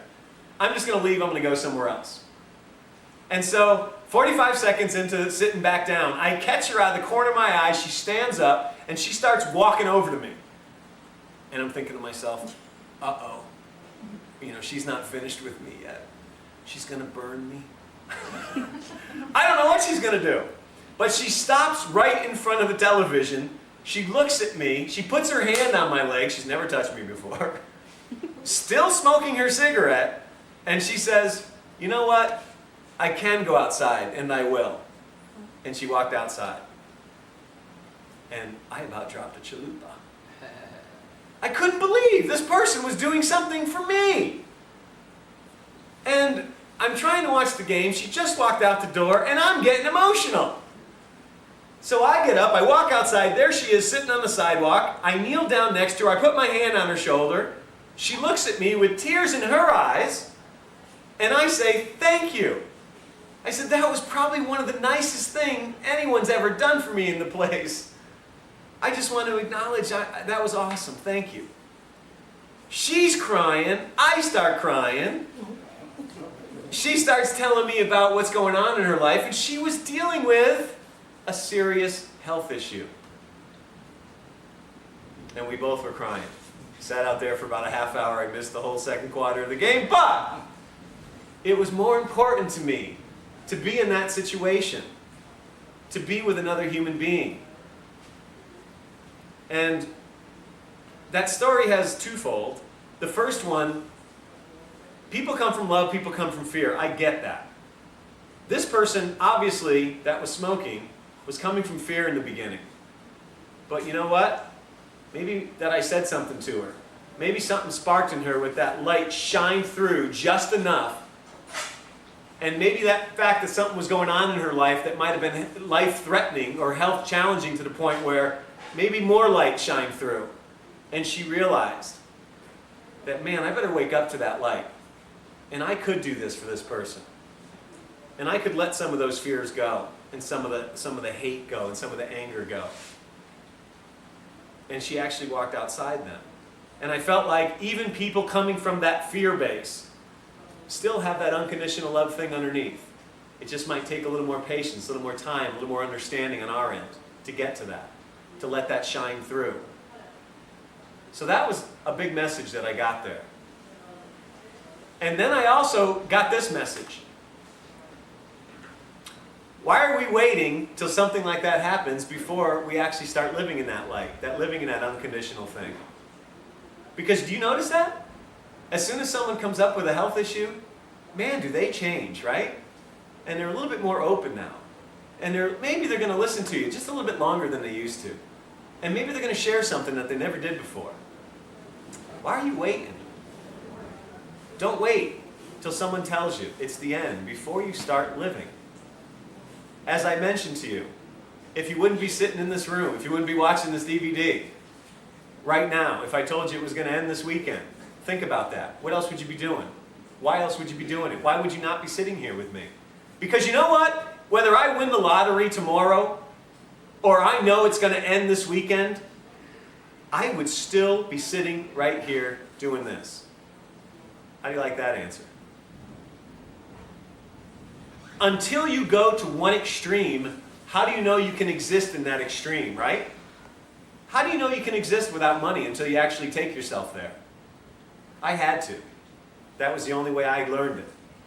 I learned that I could choose to be happy without a penny to my name, because it was my choice. And people always go, well, I wouldn't have anywhere to go, right? I'm going to lose my house. I wouldn't have anywhere to live. Are you kidding me? Look around this room. You telling me you could knock on any one of these doors and they wouldn't let you in for a little while? If I knocked on your door, would you let me in for a couple days if I needed somewhere to go? Because I'd let you in. You might not want me in there. But you know what? It's that human compassion thing. I'd let you in.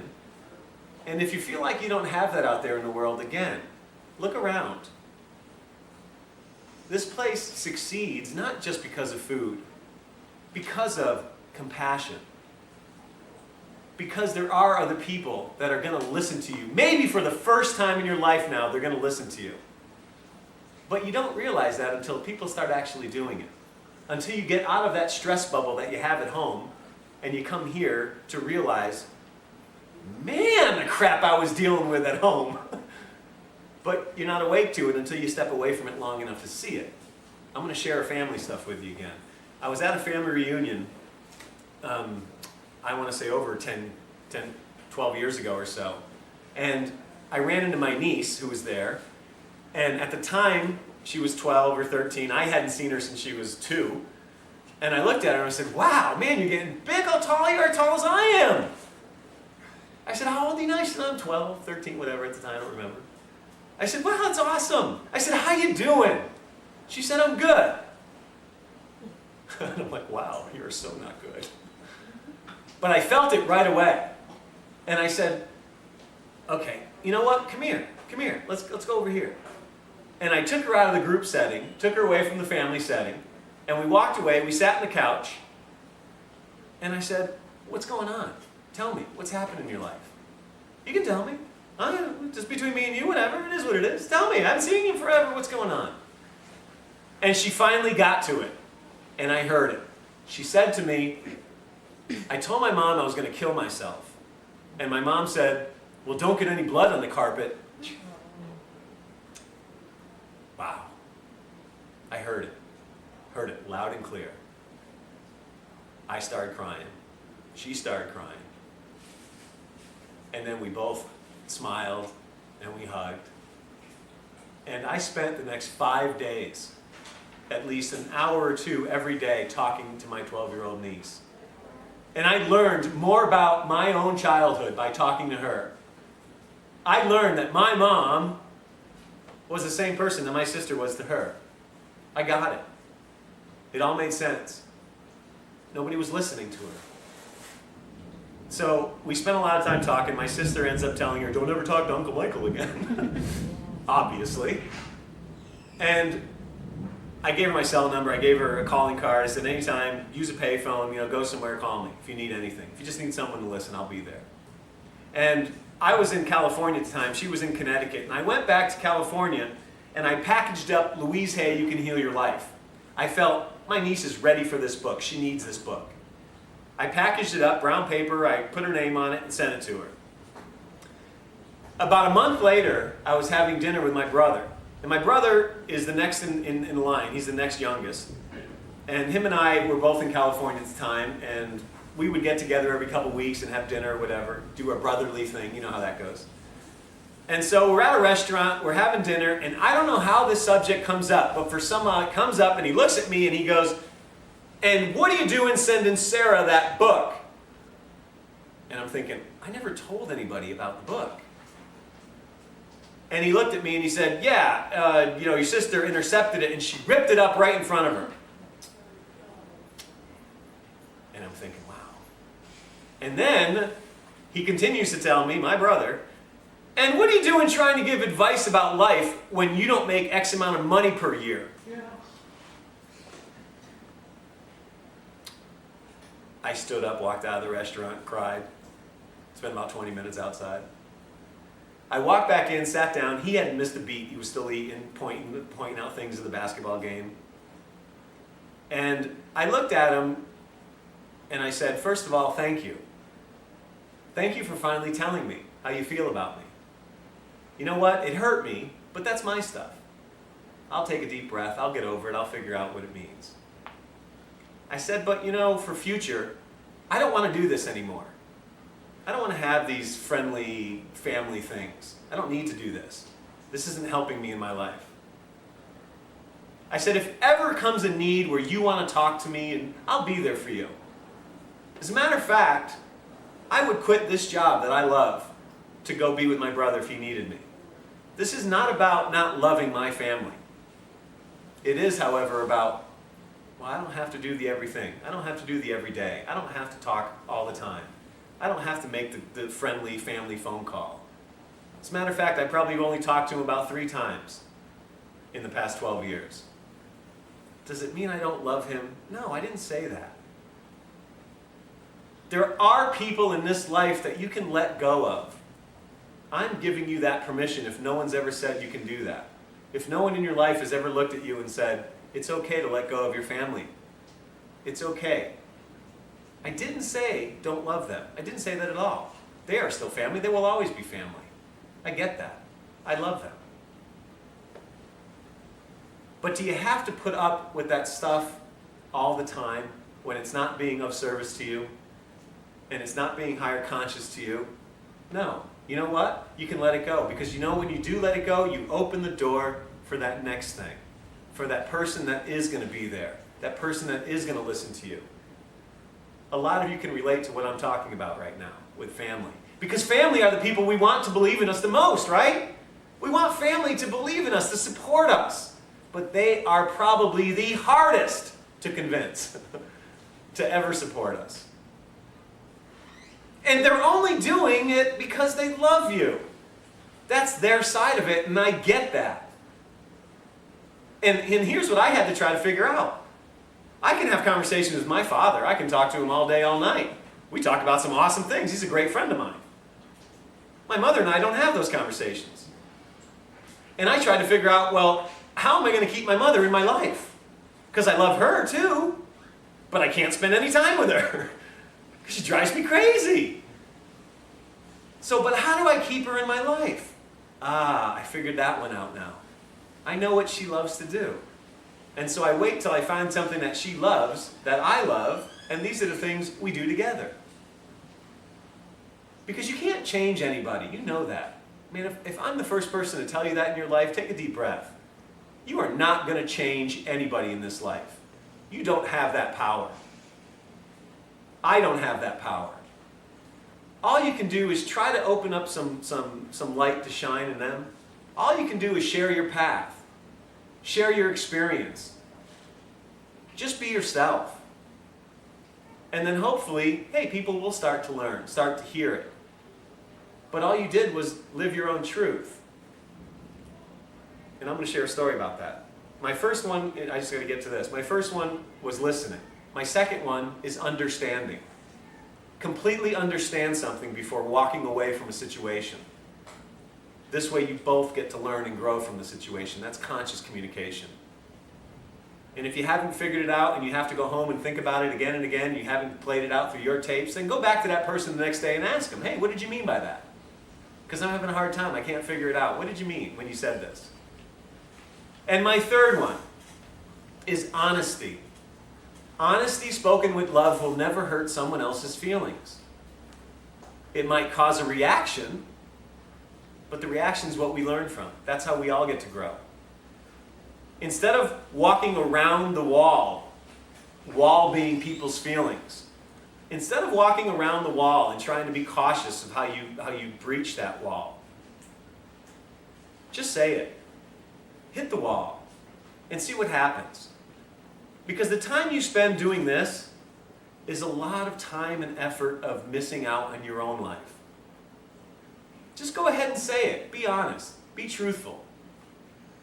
Honesty spoken with love will never hurt someone else's feelings. What does that mean? Because every time I'm honest, in my world, in my life, I always cause reactions in people. But I never do it to hurt them. That's not my job. I don't want to do that. I don't have time to do that. As a matter of fact, I always put this in my head. The way someone feels about me is none of my business.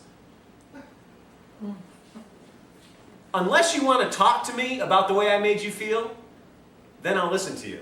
And I'll be there. And I'll go through it with you.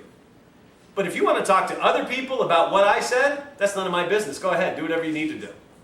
I don't have the time in my life, in my day, to worry about the way you feel about me. It's not worth my energy. I'm not a mind reader. I don't want to be. I got enough worries. Honesty spoken with love will not hurt anyone else's feelings. Stop worrying about what people think and start allowing people to think. Stop worrying about what people think and start allowing people to think. What does that mean? That means how many times in situations do we spend thinking about what we should or shouldn't say rather than just going to say it? Because every time you think about what you should and shouldn't say, you're not allowing the next person to grow with you. You're growing because you're thinking about it, you're being conscious of it, you're trying to figure out a way to do it. But this person that you haven't said it to isn't going through that. They don't know. So my thing has always been, just go ahead and say it to that person and allow them to experience and grow with you. That's a good thing. Go ahead and say it to them. However you feel like it's going to come out, it's not about that. It's about saying your truth and how you feel about something. And then allowing them to have their truth and how they feel about it. In every situation, I'm always the first one to piss people off. Because I just go ahead and say it. I don't think about it. I don't have time to think about it. But I don't mean to make you mad. I go in situations a lot of times and don't say anything, and that bothers people too. Like, man, what are you going to do? You do the best you can. Everybody's different. Everybody is different. And they're going through different things. But learn the basics. And the basics are this. Listening first in communication. Understanding second. Honesty third. And then this one. Speak in the I form. And stay one-on-one in conversation. I'm going to explain both of those. So let's say you're at the dinner table. Maybe Thanksgiving's coming around, right? And now you're going to eat with people that have you eaten with your whole life, but yet your plate now is going to be raw foods or salads or whatever. I guarantee someone at the table is going to look at you and go, hey, how come you're not having the turkey and stuffing like you always used to? And they're going to point. I don't know why they do that, but they're going to do that. It's important, first of all, if you haven't heard me say this, don't get into conversations at the dinner table. That is a backwards way to look at talking to people. But that's what our society has become. Nobody wants to talk to anybody unless there's a meal in front of them these days. Let's face it. We're not comfortable unless there's food in front of us. You know why? Because when there's food in front of us, we can just eat and stuff down the emotion that you're creating in me. Correct? I went when I was on the family reunion with my own family. All my family talked about for 5 days was, what do you want to eat? Where do you want to go eat? You want Italian? You want Mexican? Who's going to drive? How are we going to get there? You want separate checks? We're going to pay for it differently? You want to put it on my credit card? Then you can reimburse me? And then when we finally got to the meal, then they wanted to talk about life. Then they would say, so how's your job? How's the kids? Oh, you lost your job? That's too bad. Right? I can start eating now. I don't have to pay attention to you. I don't have to feel what you're going through if I still eat. Don't get into conversations at the dinner table, number one. That's the last place to have a conversation. Let alone about food. Don't get into any conversation at the dinner table, in my opinion. But the last place to ever talk about food is at the dinner table. So now, the person says, why am I not eating meat anymore? You can choose to answer however you want. But what I found to be helpful is this response. Make eye contact with the person that said it. And you can choose anything you want, but here's what I found helpful. Can I talk to you after the meal, and I'll gladly tell you why I'm not eating meat anymore? Because now, you've done the one thing that we all want in this life. You've acknowledged the person. You heard them. That's what we all want anyway. But then you've also, and 9 times out of 10, the person's not going to come up to you after the meal and never say anything. They don't really even care. They're just bringing up dinner conversation, and because you're doing something strange, they want to point you out. But they're not even going to come talk to you afterwards. If they do, amen, you can talk to them one-on-one in conversation. That's great. But what you also did by saying, can I talk to you after the meal, is you stopped all these other people at the table listening to your answer and then throwing in what they've heard about the raw food diet. And they're, kind of ignorant one-liners. Oh, there's not the protein. Oh, there's no this. Or, I heard this has toxins. You stopped all that from happening by saying, can I talk to you after the meal? Because now you're going to stay one-on-one in conversation. That's important. Stay one-on-one in conversation. Do not get into conversations at the meal and in a group of people unless they're paying to hear you talk. Don't get into conversation with them either about something like food choices. That's something that obviously means a lot to people because everybody eats. So it means a lot to people when you talk about food. And so they're going to drill you and keep talking about it and keep talking about it and keep talking about it and they won't ever stop. So take a deep breath. You don't need to have that conversation. If you don't want to, if you're not comfortable with it, if the person's not asking you questions, if they're hacking on you, don't have the conversation. Ask them to change it. Talk about something different. But stay one-on-one in conversation and then speak in the I form. Now I'm going to explain that one to you. So I'm at Thanksgiving and Uncle Joe's sitting next to me and he's chowing down on a rare steak. He's 100 pounds overweight. He's going to smoke a cigarette when we're finished eating. I know he could use this program. He should come here for a detox, for a cleanse. I know he's going to feel better if he comes here. But I also know, working in this field for the last 18 years, is you're never going to convince anybody to come here. That is the last thing you should be thinking about.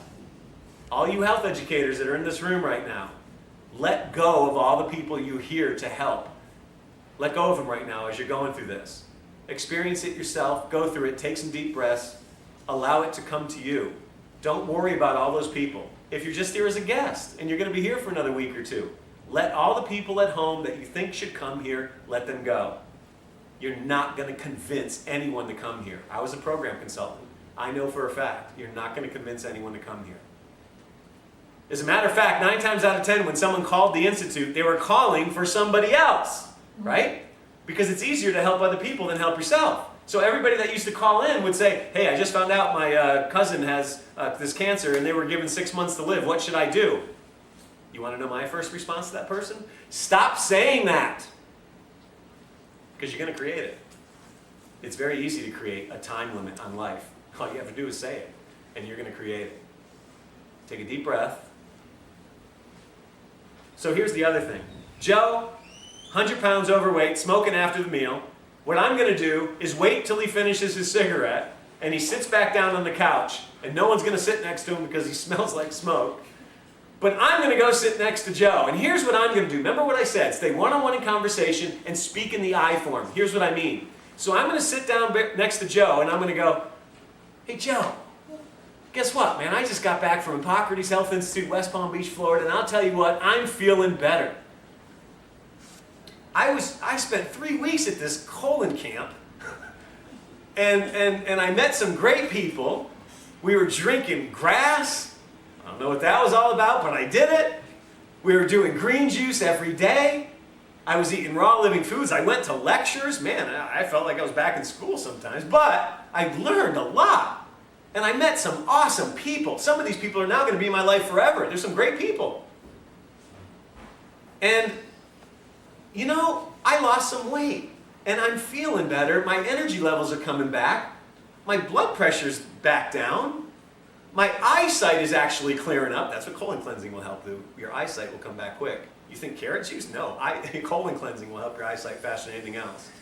So my eyesight's coming back. Energy levels, I feel like I've gotten 10 years of my life back and all I did was spend 3 weeks there.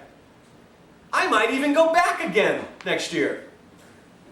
The whole time I was talking to Joe, I never told him he should come here.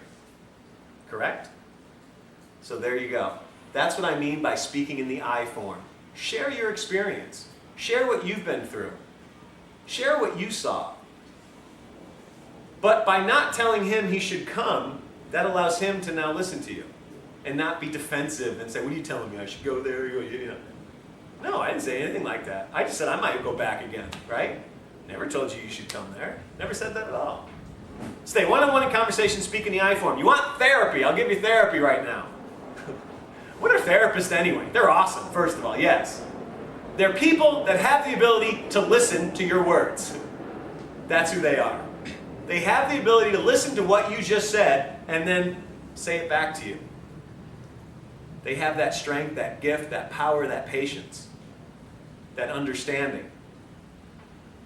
If you want therapy but can't afford to go to therapy, and therapists will tell you this, go inside of an empty room, put a chair in front of you, sit in one chair, and ask the empty chair a question. Any question, whatever's going on in your life, ask the empty chair just one question.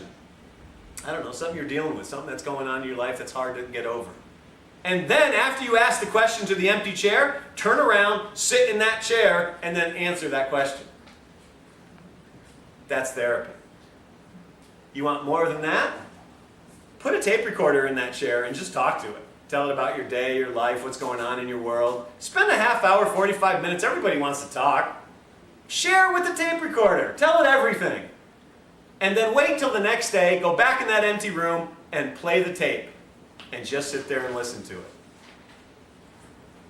I will bet you, out of, I don't know, thousands of people that I have told this to, I will bet you not one person has ever done that. They would rather pay to go sit in front of somebody for an hour and spend $250 for therapy because they can't talk to themselves. We are paying to be alone because we don't know how to do it anymore. And the reason we lost sight of it is because we can just eat and we don't have to feel anything. You want to get better quick, this program works. Stay on the greens. That will bring more life, more vibration. You want to call it nutrient, go ahead, but that's not what it is. It's vibration, it's energy. It's that higher conscious, what it brings into you. You want to get better even quicker? Stay on that green juice, that wheatgrass, that living food thing for a while.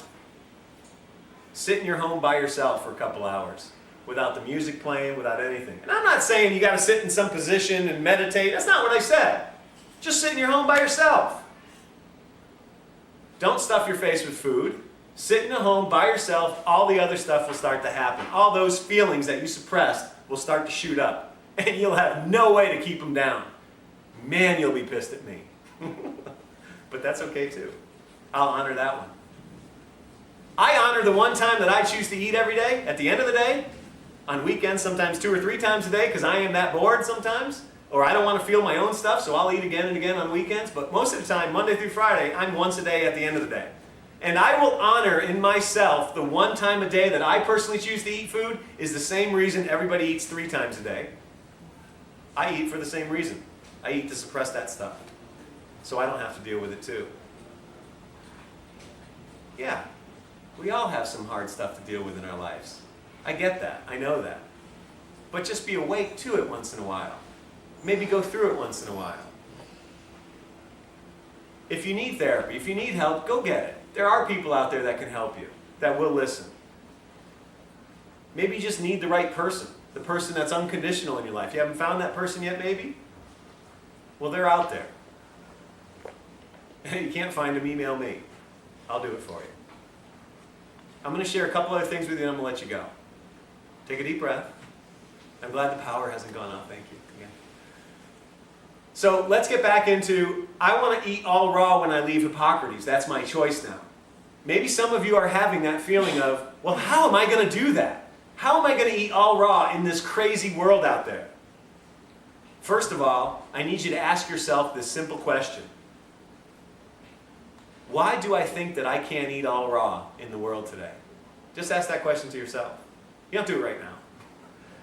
But think to yourself that one little question. Why do I feel like I'm not going to be able to eat raw in this world? Because you know what the answer might be? That you don't want to. But you have to come up with that because everybody's different. You have to come up with your own answer of why you think you can't eat raw out there in the world. Because I got news for you. You can. You can eat raw anywhere, in any restaurant. It would be your choice to do that. Yes, vegan restaurants are going to have a little bit better tasting raw, but what are you eating for? Are you eating for raw? Are you eating for taste of raw? What's your choice? You have to define that yourself. Because you can eat raw, yeah, the food's going to taste a little bit different. But it doesn't have to be a vegan restaurant to eat raw. That's what I'm suggesting. So now, I want to eat all raw, or maybe I don't when I leave here, but I'm going to make some different choices, right? There are people that do that. I have met people here at Hippocrates that have come back year after year after year with a different choice. One year they come back, they say, well, I cut out dairy. I don't eat dairy anymore. A year later they come back, well, I cut out red meat. A year later they come back, well, I cut out fried foods. That's 3 years. And they finally got to a point where now they're eating closer to raw, right? So it didn't happen all at once, maybe. Some of you, yes, with health issues, yeah, you better choose that way. But stop judging people for their choice of food. Can you be all raw and your partner be a meat eater? Yes, absolutely. It's a different choice, that's all. It is not a strange thing, it is not a weird thing, it's a different choice. But you can live with that person. Now let's say you go to a health food store, because now that's the only change that you can make is the health food store. Before you used to shop at a big supermarket, right? And now you choose to shop at a health food store. That's a big difference, first of all, right off the bat. That's a big change. You're trying to become more conscious of your food choice. That's awesome. Or maybe the choice right now is changing your salad dressing. Before you used to eat Paul Newman's, before you used to eat 1,000 Island, now you eat Paul Newman's. That's good. That's a different choice. That's a better choice. I get that. I'm going to support you for that. I'm going to support you whatever your choice is. But now I go to my health food store and I went to buy organic cucumbers because I want to make a green juice when I go home. But they don't have organic cucumbers. So what am I going to do? I'm not going to go back to Burger King. No. What I am going to do is I'm going to be a little proactive. I'm going to be a little higher conscious. I'm going to go up to the guy or girl that owns the store and say, hey, I would really be interested in buying organic cucumbers in the future. Do you think you can carry them? Right? I didn't panic. I bought what they had. I did the best I could. And I was proactive. I would say, hey, if your future, I would love to buy organic if that's what you can have. And then, it's funny. This is a true story, but I was in, years ago, I was in New York City with our past executive chef here, Kelly. And we're in New York City a day early, and I wanted to go, and this is downtown Manhattan, and I wanted to go across the street to TGI Fridays Bar and Grill.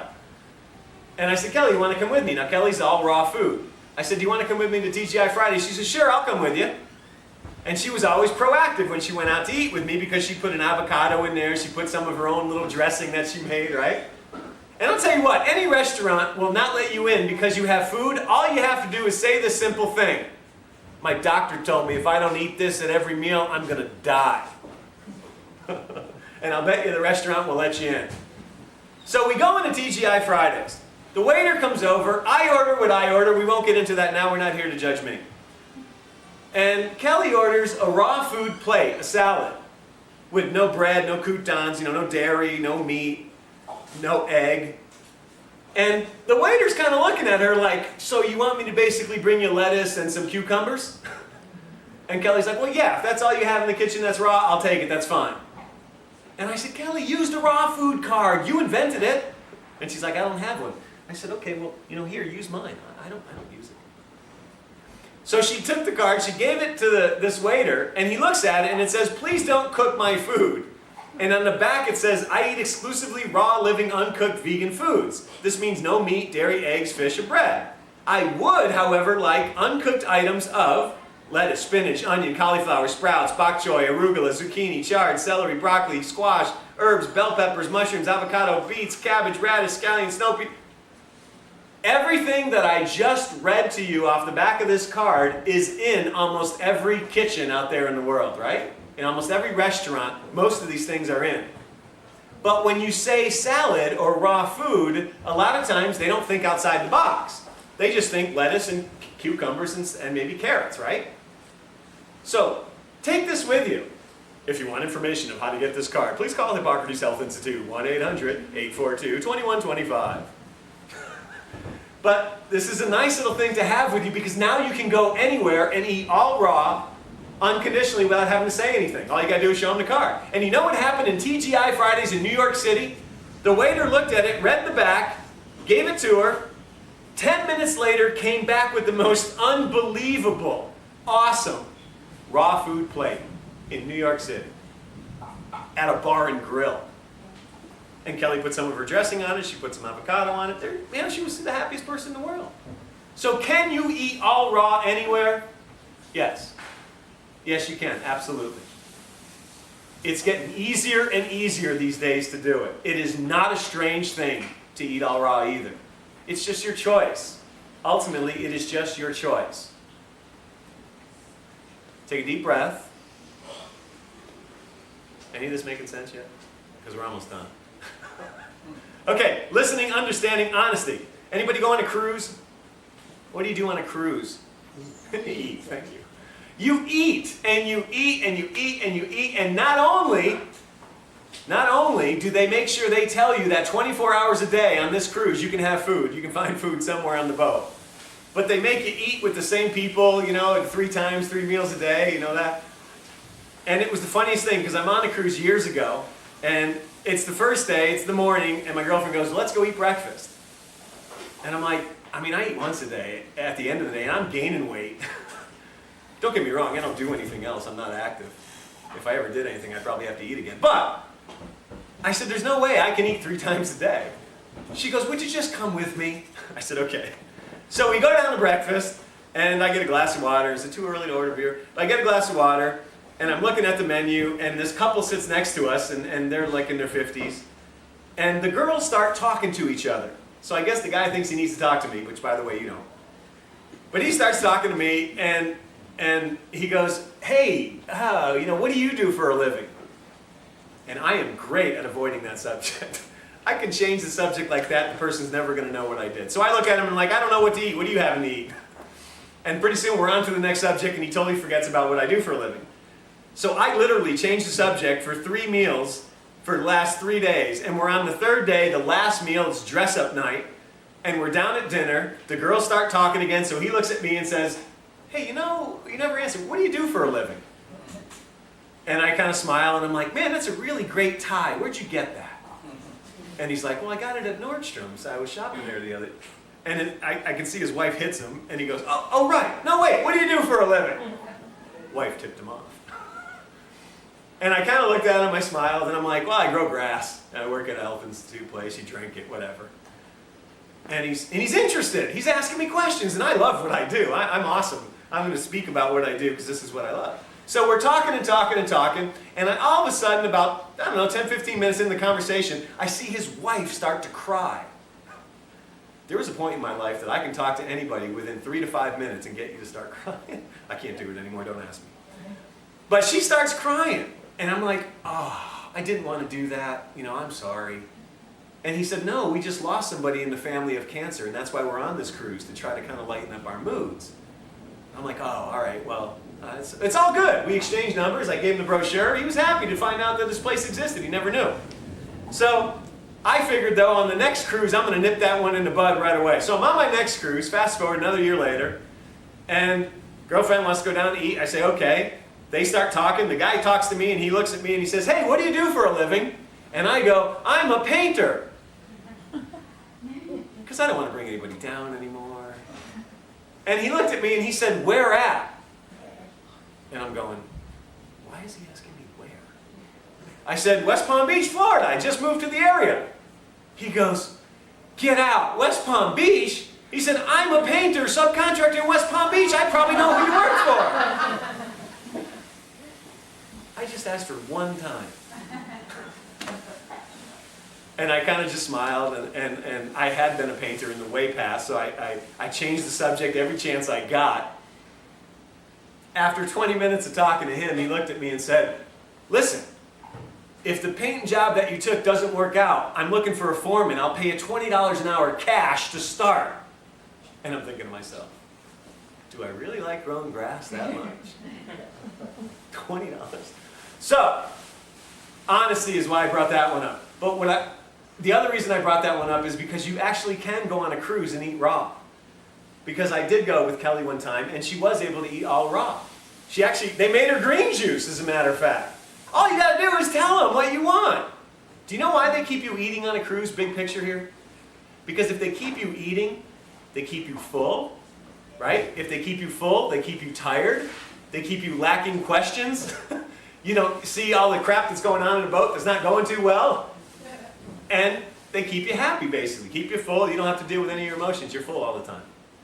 That's the kind of bigger picture why they get you to eat, why they give you the food for free. They want you to come back on their cruise. But any restaurant in today's world can make all raw for you. As a matter of fact, rather than me take the time to figure out where I'm going to go shop, how I'm going to get the raw foods, how I'm going to make all this, spend the 3 or 4 hours it takes to think about it and to do it, I'm actually going to go to one of those places, I'm going to order raw, and I'm going to pay them the 10 bucks it takes for them to do it. Because I don't know about your time, but my time's worth more than 10 bucks an hour. So that's what I'm going to do now. I'd rather pay somebody who enjoys making it and let them prepare my food, rather than have me have to think about it and worry about it and get stressed out about it. You don't have to stress yourself out about your choice of food. Please, when you leave Hippocrates, don't stress yourself out any more than you're already going through, thinking how you're going to eat all raw. Make it work for you. Do the best you can out there. I support you. Do the best you can do out there in the world today. Make whatever choices you can make. Do the best you can. And what I mean by that is if all you can do right now is have a fresh ounce of wheatgrass once in a while at a health food store, then do it. That's awesome. If all you can do right now is make a green juice maybe once a week, that's great. Focus on the positive. Focus on the things that you're able to do and let go of the things you're not going to be able to do right now. You're going to be able to do them eventually, but let them go right now. Don't stress out. Go pay for it. Go buy it from somebody else. Let someone else prepare your meal. If I own a restaurant or I am a chef, think about this. That's what I want. I want to make you happy. I want you to come to my restaurant, right? So yes, I'm going to prepare a meal that you want. Just tell me. I'll make it for you. If you're going over somebody's house for, let's say, a picnic, and they invite you over, ask them if they're going to have anything that you can eat. Right? If I invite you to my house, tell me right away that you want to eat all raw. And I'm going to say 1 to 2 things to you. I'm either going to go, I don't know what that means, help me out, tell me what to buy. Or I'm going to say, yeah, you know what? Why don't you just bring something? Bring it with you. And I'll be happy, to have you along and you can have your own little thing. That's fine. But I want you to come to my house. Let the judgment go of what people choose to eat and how people choose to live. Because everybody is different. And I'm going to tell you this, because this is going to help you with the judgment. So I'm at the same thing in New York City, and we're at this health expo. And from literally about 8 a.m. to 10 p.m. at night, we're going non-stop talking to 5,000 people in a day. It's crazy. But we get to the end of the day, and during the day, Kelly gave a workshop. She gave a workshop on raw living foods and how to make them and how she follows the program, and she's a chef. And she gave a 2-hour workshop. And so now it's 10 o'clock at night, we're winding down. It's now, by the time we get out of there, it's almost 11. And I say, Kelly, I need to wind down. It's been a long day. I said, can you come with me to the bar? She said, yeah, I'll come with you. So we sat at the bar. About 10 minutes later, a guy walked in that was in her raw class, the workshop. He sees a glass of white wine in front of her, notices it's Kelly, and starts yelling at her. You work at Hippocrates and here you are drinking? I can't believe it, you hypocrite. What are you doing? You just gave this awesome workshop today about how you eat raw living foods and here you are drinking? And was literally angry with her. Yelled at her for a couple minutes and then he stormed out. She didn't say anything the whole time we were sitting there. She did, however, look at me with a kind of sad smile. And I said, that's why I want more lectures. That's why I want to put my lectures out there. Is because what you didn't know and what he doesn't know to this day is the white wine wasn't Kelly's. It was mine. But the place was closing when we got there. It was last call. They wouldn't serve me 2 drinks and I needed 2. So I put one in front of her knowing she ain't going to drink it. But she was judged for it. The bottom line there, even if it was hers, who are you to say she should or shouldn't be having it? Let's bring up this one. If you walk out of here in West Palm Beach tomorrow and you see directors of Hippocrates, Brian and Anna, and they're sitting there with Vic Torres, or Ann Wigmore came back from the dead, she's at the meal, David Will, all these raw food professionalists are sitting there and they're chowing down on a steak. How does that make you feel? Because I'll tell you what it does for me. Nothing. They can choose to eat whatever they want. It has nothing to do with me and my choice of food. The only thing that might bother me is they gave a lecture earlier and they said they don't eat that way. That's the only thing that might bother me. But even at that point, I'm still going to let it go. The only thing I might do is when they finish the meal, I might go over, say hello, and say, what changed? Because yesterday you said you didn't eat this way. I want to learn. Tell me all of a sudden why you are now. Educate me, right? Because I'll tell you what, if anybody knows raw, they know raw living food. So if they're eating that way, I want to learn why. Hey, maybe there is a bigger picture that I'm not seeing. Maybe there is something I can learn from that. Rather than judging it and saying they're wrong for doing it, right? Take a deep breath on that.